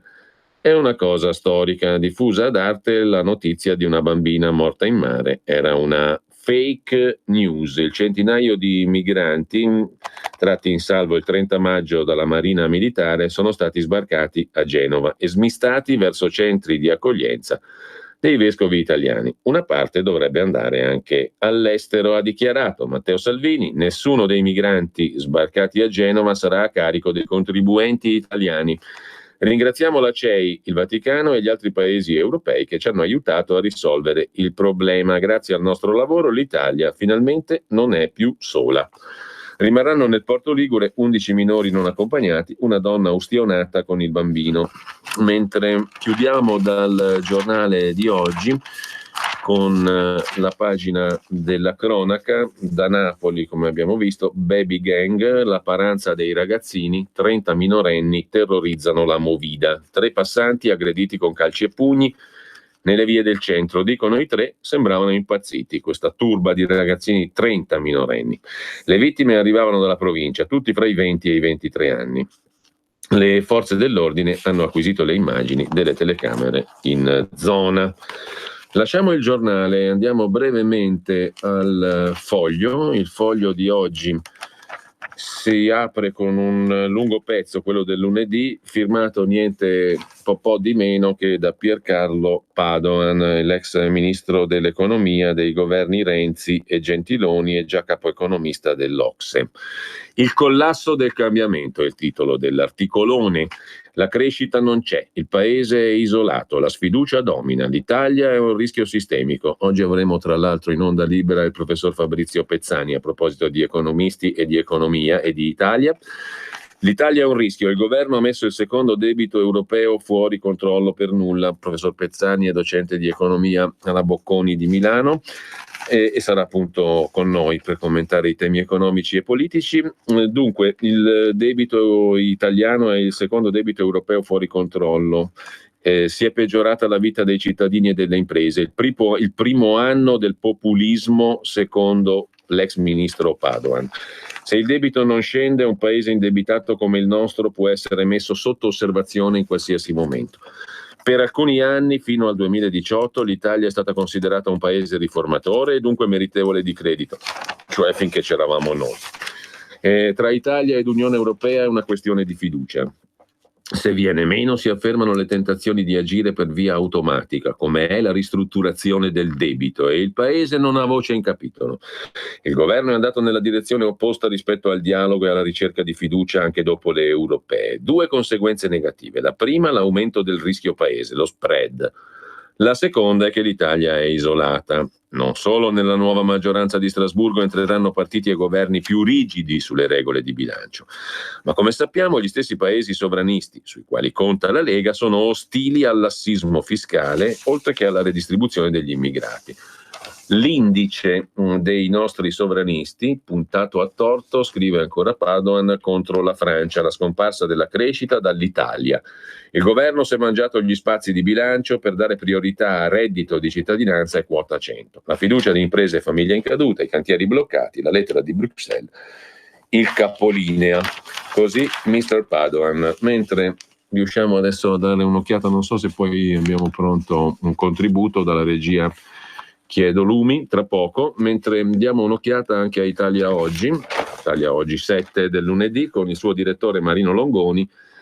Si occupa di ricerca e sviluppo e di una trappola. In che senso? Gran parte degli accertamenti sulle imprese che hanno utilizzato i crediti di imposta per l'innovazione si conclude con richiesta di pesanti sanzioni. Cosa è successo? I crediti di imposta per ricerca e sviluppo si stanno trasformando in una trappola per le imprese che li hanno utilizzati per gli anni 2015, 2016, 2017. Sembra infatti che l'Agenzia delle Entrate stia usando la mano pesante sugli accertamenti, tanto che in alcune regioni la stragrande maggioranza dei controlli effettuati, fino al 90%, si conclude con un accertamento di credito inesistente e l'applicazione di sanzioni che vanno dal 100 al 200 del risparmio di imposta utilizzato. E quando le cifre superano i 50.000 euro, con la trasmissione degli atti alla procura e l'avvio di un'indagine penale. Insomma, quella che doveva essere una misura agevolativa destinata a incentivare gli investimenti all'innovazione delle piccole e medie imprese si sta trasformando in un'operazione di bombardamento a tappeto. La situazione sta sollevando allarme e proteste tra gli imprenditori interessati e l'eco è arrivata in Parlamento. Il deputato Marattin del PD ha depositato un'interrogazione nella quale ricorda che la disciplina di questi crediti di imposta è stata oggetto di modifiche normative. Da ultimo, mese di marzo 2019, l'Agenzia delle Entrate è intervenuta per fornire indicazioni, bla bla bla. Insomma, la questione è chi ha usufruito di crediti di imposta per ricerca e sviluppo potrebbe essere caduto in una trappola per imprese che li hanno utilizzati negli anni 2015, 16 e 17, perché l'Agenzia delle Entrate sta facendo accertamenti con conseguenze pesanti. Diversi argomenti invece sono in prima pagina sul Sole 24 Ore. Li vediamo dopo, credo che sia pronto a questo punto il nostro spazio del Qui Parlamento. Ci fermiamo solo per un attimo.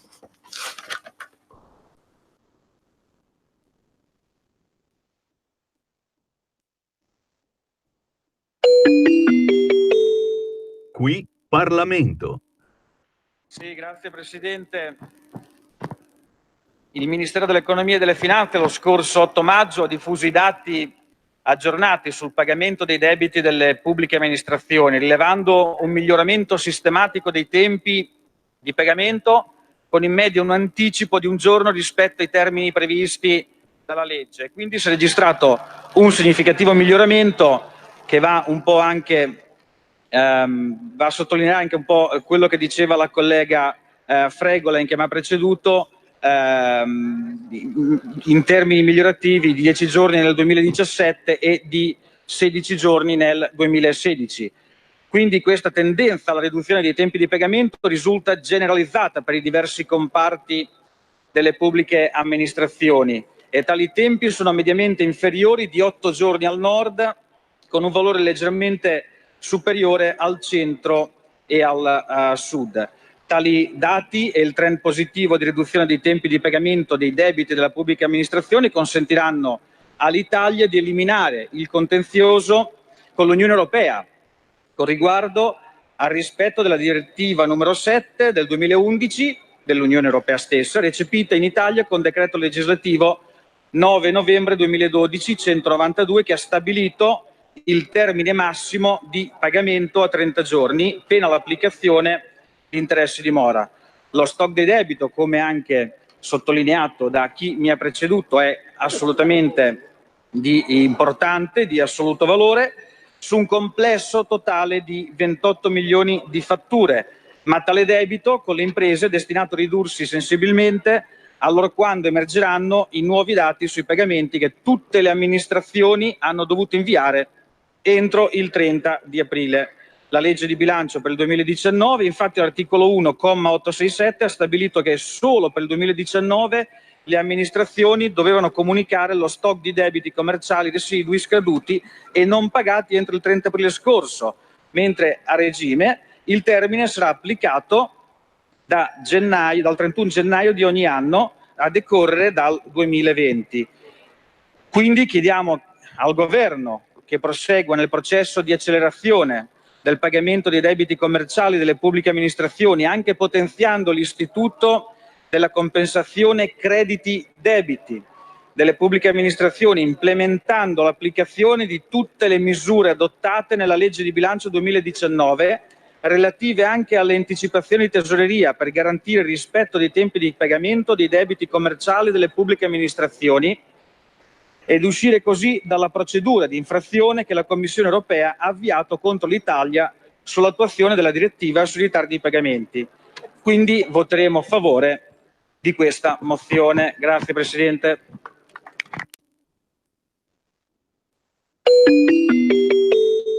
Qui Parlamento.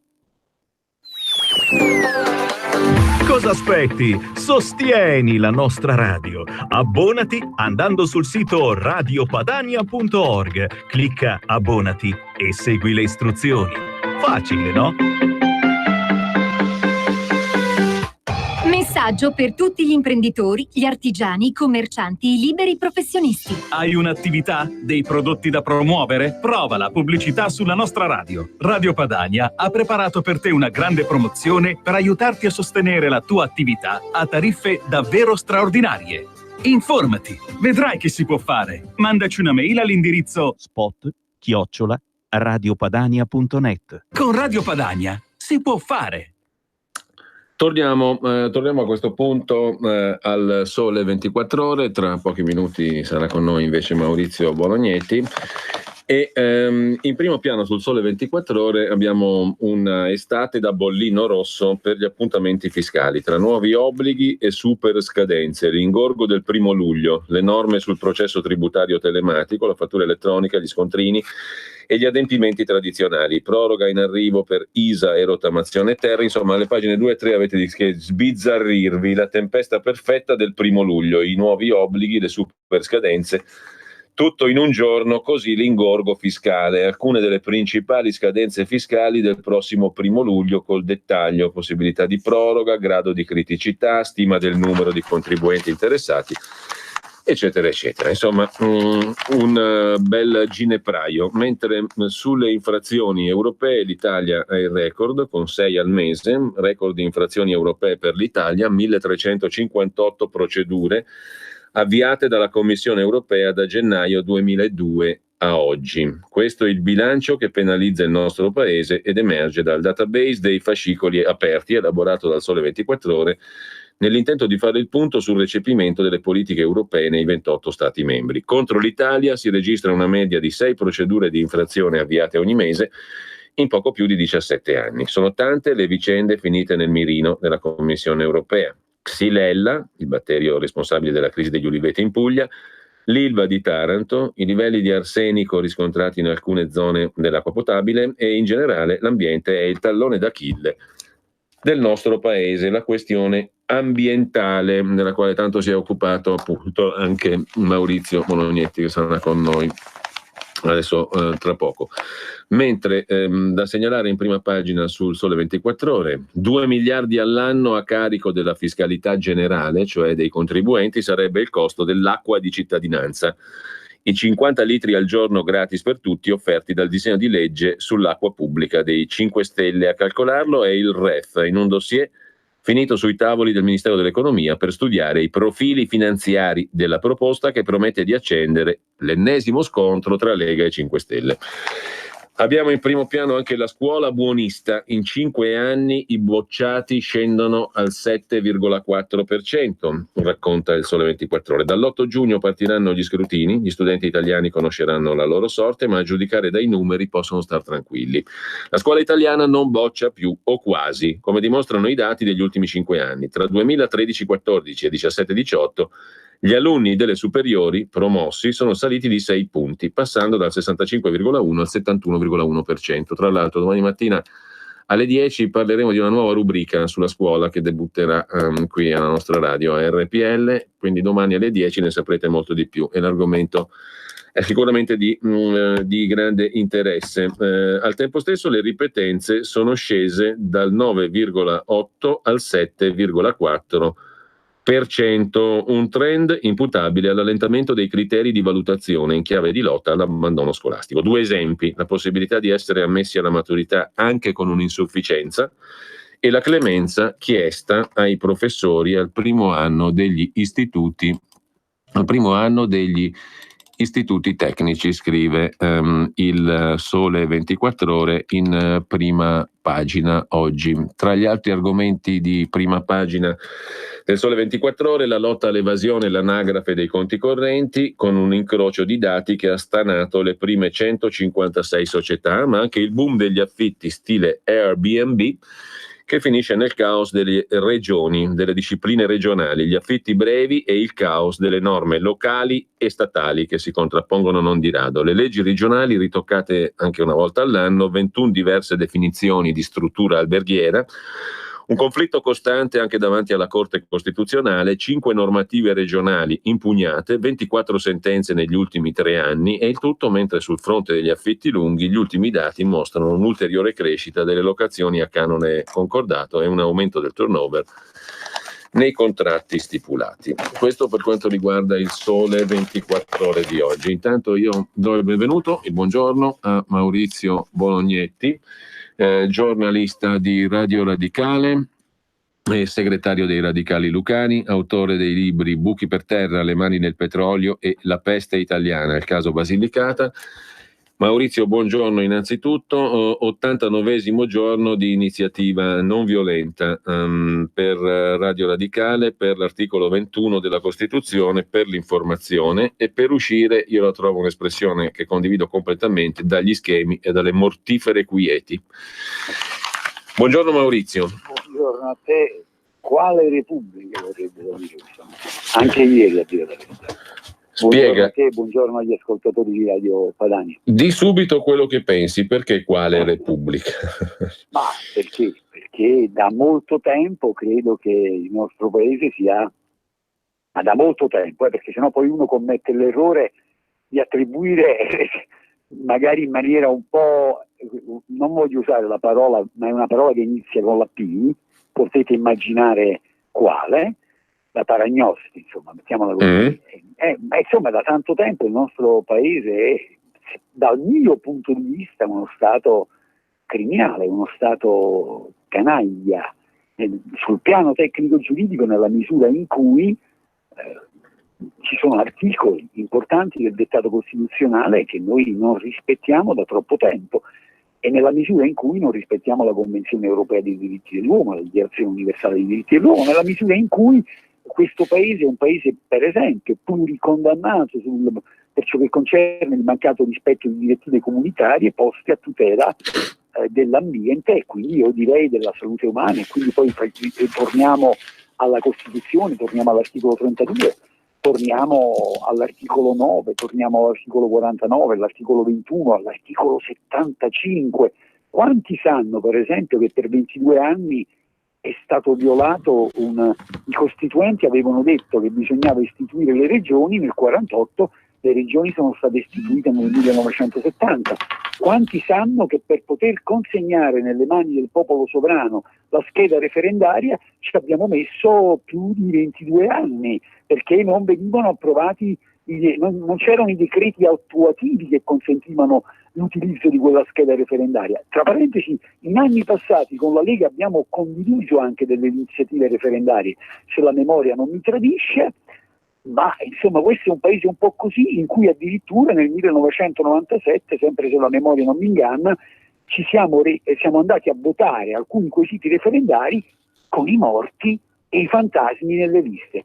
E allora la domanda è: quale repubblica, quale democrazia? C'è democrazia reale in questo paese da molto tempo?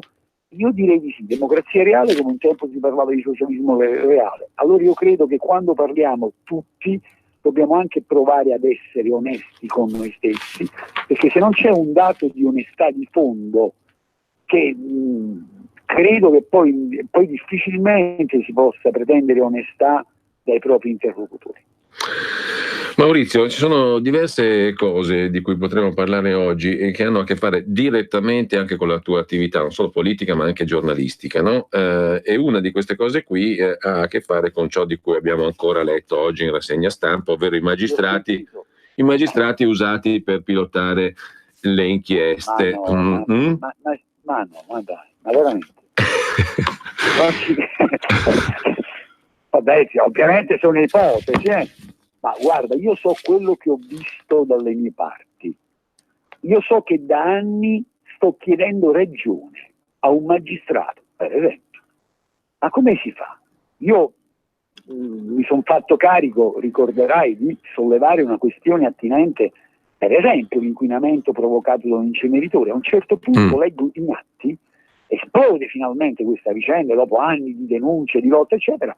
Leggo in atti che una procura della Repubblica ingaggia un CTU, un consulente tecnico d'ufficio, credo si dica così, e questo scrive: ho chiesto di poter fare ulteriori approfondimenti, la procura della Repubblica non mi ha risposto. Scusate signori, ma perché avete speso dei soldi dei cittadini per ingaggiare un CTU e poi quando il CTU vi chiede di poter fare ulteriori approfondimenti per capire fino in fondo che cosa è successo alle matrici ambientali di un'area, non gli rispondete? Sono anni che pongo questa domanda, sono anni che pongo delle domande sulla patente e me ne assumo la piena responsabilità e nessuno fino ad oggi mi ha querelato.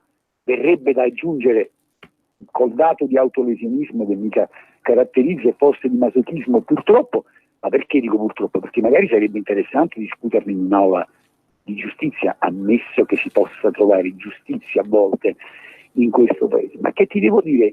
Che per anni abbiamo avvertito che che si stava concretizzando un rischio serio in Val d'Agri, e io dico che se qualcuno, magari anche in qualche procura della Repubblica, ci avesse ascoltato per tempo, ci saremmo risparmiati, io credo, un po' di fastidi. Però c'è sempre un gioco che va in onda in questo paese, in cui, che ne so, perché Maurizio.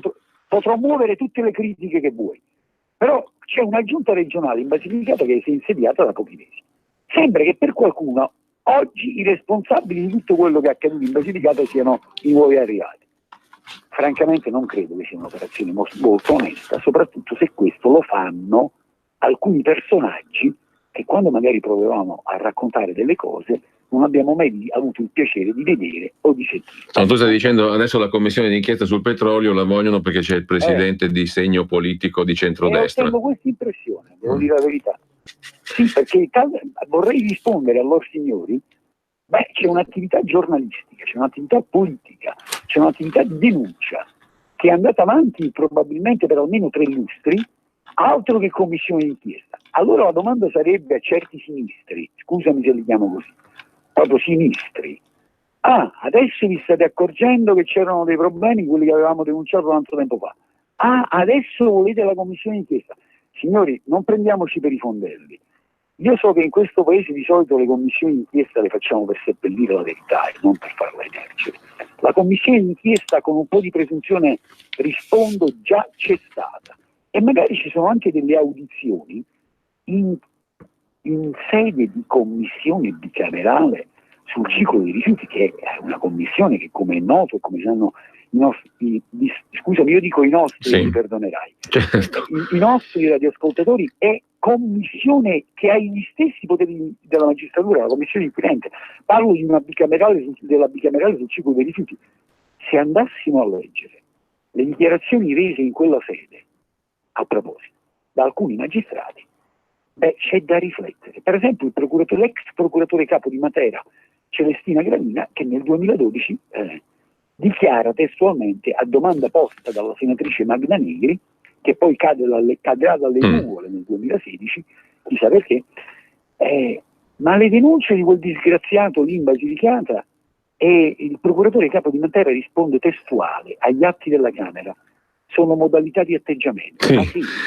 E da quando circostanziate denunce sono modalità di atteggiamento? Ho risposto? Benissimo, non credo che ci sia risposta più precisa e puntuale. Tu hai documentato tutto da tanti anni, facendo anche una fatica terribile a volte e rischiosa per avere i dati che democraticamente ti sarebbero dovuti dare normalmente, diciamo così, no? O comunque che sarebbe stato normale avere. Ti sei visto le pistole in faccia e non è una metafora, assolutamente non è una metafora. E devo dire che insomma è la tua storia che parla, no? Qui c'è poco da fare, sono i fatti e sono i dati che tu hai fornito puntualmente negli anni, e ripeto, anche a volte facendo una fatica incredibile per reperirli. Quanti anni sono che ti occupi di queste questioni? Quante denunce hai fatto, Maurizio? Guarda, ho perso il conto, ma c'ho un faldone che non finisce più.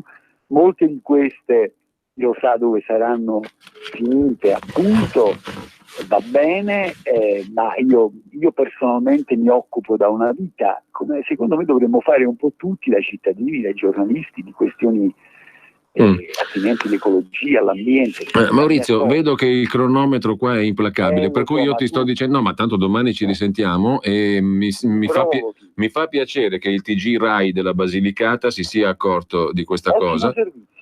Sì, e abbia parlato di questa nostra joint venture. Grande onestà, però. Fammi dire questa parola schifosa, joint venture. Ma posso salutarti con la solita poesia almeno stamattina? No, però io ti voglio chiedere un'altra cosa. Vabbè, la recuperiamo domani le cose di cui non parliamo oggi, però intanto tu sei a digiuno, cioè solo acqua ad oltranza, giusto? Io sono solo acqua ad oltranza, praticamente da più di 72 ore, credo che abbiamo superato. Al momento abbiamo superato l'80ª ora con un'iniziativa non violenta che in 3 mesi e passa, sono 89 giorni anche di sciopero della fame, che ha assunto la forma del digiuno. Siamo a più di 80 ore di sciopero della fame con i 3 cappuccini. Adesso siamo a più di 80 ore, cioè solo acqua, si va avanti ad oltranza. Abbiamo, credo, convinto tanti su questo, c'è, credo, consapevolezza di ciò che occorre fare da parte anche di esponenti della Lega, rimangono pochi da convincere. Vediamo che cosa succederà, che cosa accadrà nelle prossime ore. La questione è questa ed è semplicissima: c'è da garantire per i prossimi mesi, come ha detto la GCOM, che non venga interrotto il pubblico servizio. Poi del futuro di Radio Radicale e di tutto il resto si discuterà dopo. Intanto però c'è da garantire del quattrino, dei soldi e compagnia bella. Sì, poi dopo Poi dopo discutiamo di che cosa dovrà accadere di tutto il resto, però intanto c'è questo da rispettare, c'è l'articolo 21 di cui parlavi tu, c'è da considerare in generale che l'informazione e la conoscenza non possono essere trattate come una merce qualsiasi. Questo ci porta non solo a Radio Radicale ma anche ad altre vicende. Che ti devo dire che grazie a te il digiuno è meno pesante, perché poi alla fine io mi nutro di questo, mi nutro della interlocuzione come quella che c'è tra di noi da un po' di giorni, tutte le mattine sulle frequenze. Allora, noi ci diamo appuntamento a domani. Domani parliamo, aiutami a ricordarlo anche Maurizio, di una questione che ha a che fare proprio con l'informazione. Le Monde ha parlato di Radio Radicale. Monsignor Vincenzo Orofino, vescovo della diocesi di Tursi Lagonegro, ha trascritto una bellissima lettera, tu hai risposto, però un altro quotidiano italiano che dovrebbe rispecchiare, diciamo così, anche quell'area, appunto quella dei vescovi, la CEI, il quotidiano Avvenire, non ha ritenuto degno di considerazione questo bellissimo dialogo che c'è stato tra voi, tra Monsignor Orofino, appunto vescovo della diocesi di Tursi Lagonegro, e te. Domani leggiamo la sua lettera, quella del Monsignore, perché mi sembra molto bella, e la tua risposta altrettanto sì. Bella. Grazie Giulio e grazie a Radio Padania, viva Radio Padania, viva Radio Radicale. Grazie a Maurizio Bolognetti, ci sentiamo domani, anche con la poesia sentiamo domani. Domani Grazie, buona giornata a Maurizio, noi ci risentiamo a sto punto, credo tra poco, giusto? Perché siamo già in ambito pubblicità, poi la sigla, poi il famoso I due immigrati, quello di una volta con Salvini e il 2.0, l'immigrato 2019 sovranista, l'immigrato sovranista che fa parte della sigla, e poi dopodiché dovrebbe essere con noi l'amministratore Davide Franzini, perché vi deve raccontare tante belle cose sugli abbonamenti e su tanto altro. Dobbiamo rilanciare la nostra radio RPL, la tua radio. Andate sul sito radiopadania.org e avrete anche un piccolo sguardo nuovo sulla nuova faccia del sito, diciamo così. Cosa aspetti? Sostieni la nostra radio. Abbonati andando sul sito radiopadania.org. Clicca abbonati e segui le istruzioni. Facile, no?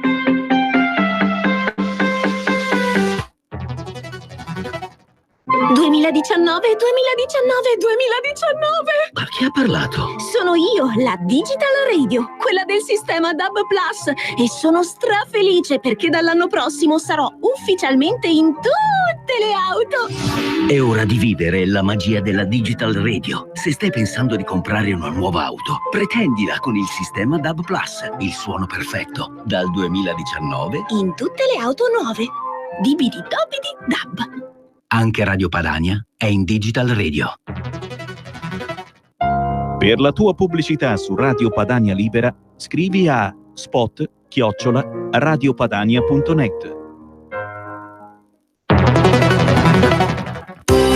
Sono Giovanna, Mondoflex. Voglio presentarvi una nuova promozione Mondoflex, un materasso in memory ergonomico a 2 strati, completamente sfoderabile, a soli 199 euro. Con Mondoflex dormite sonni tranquilli. Vi aspetto!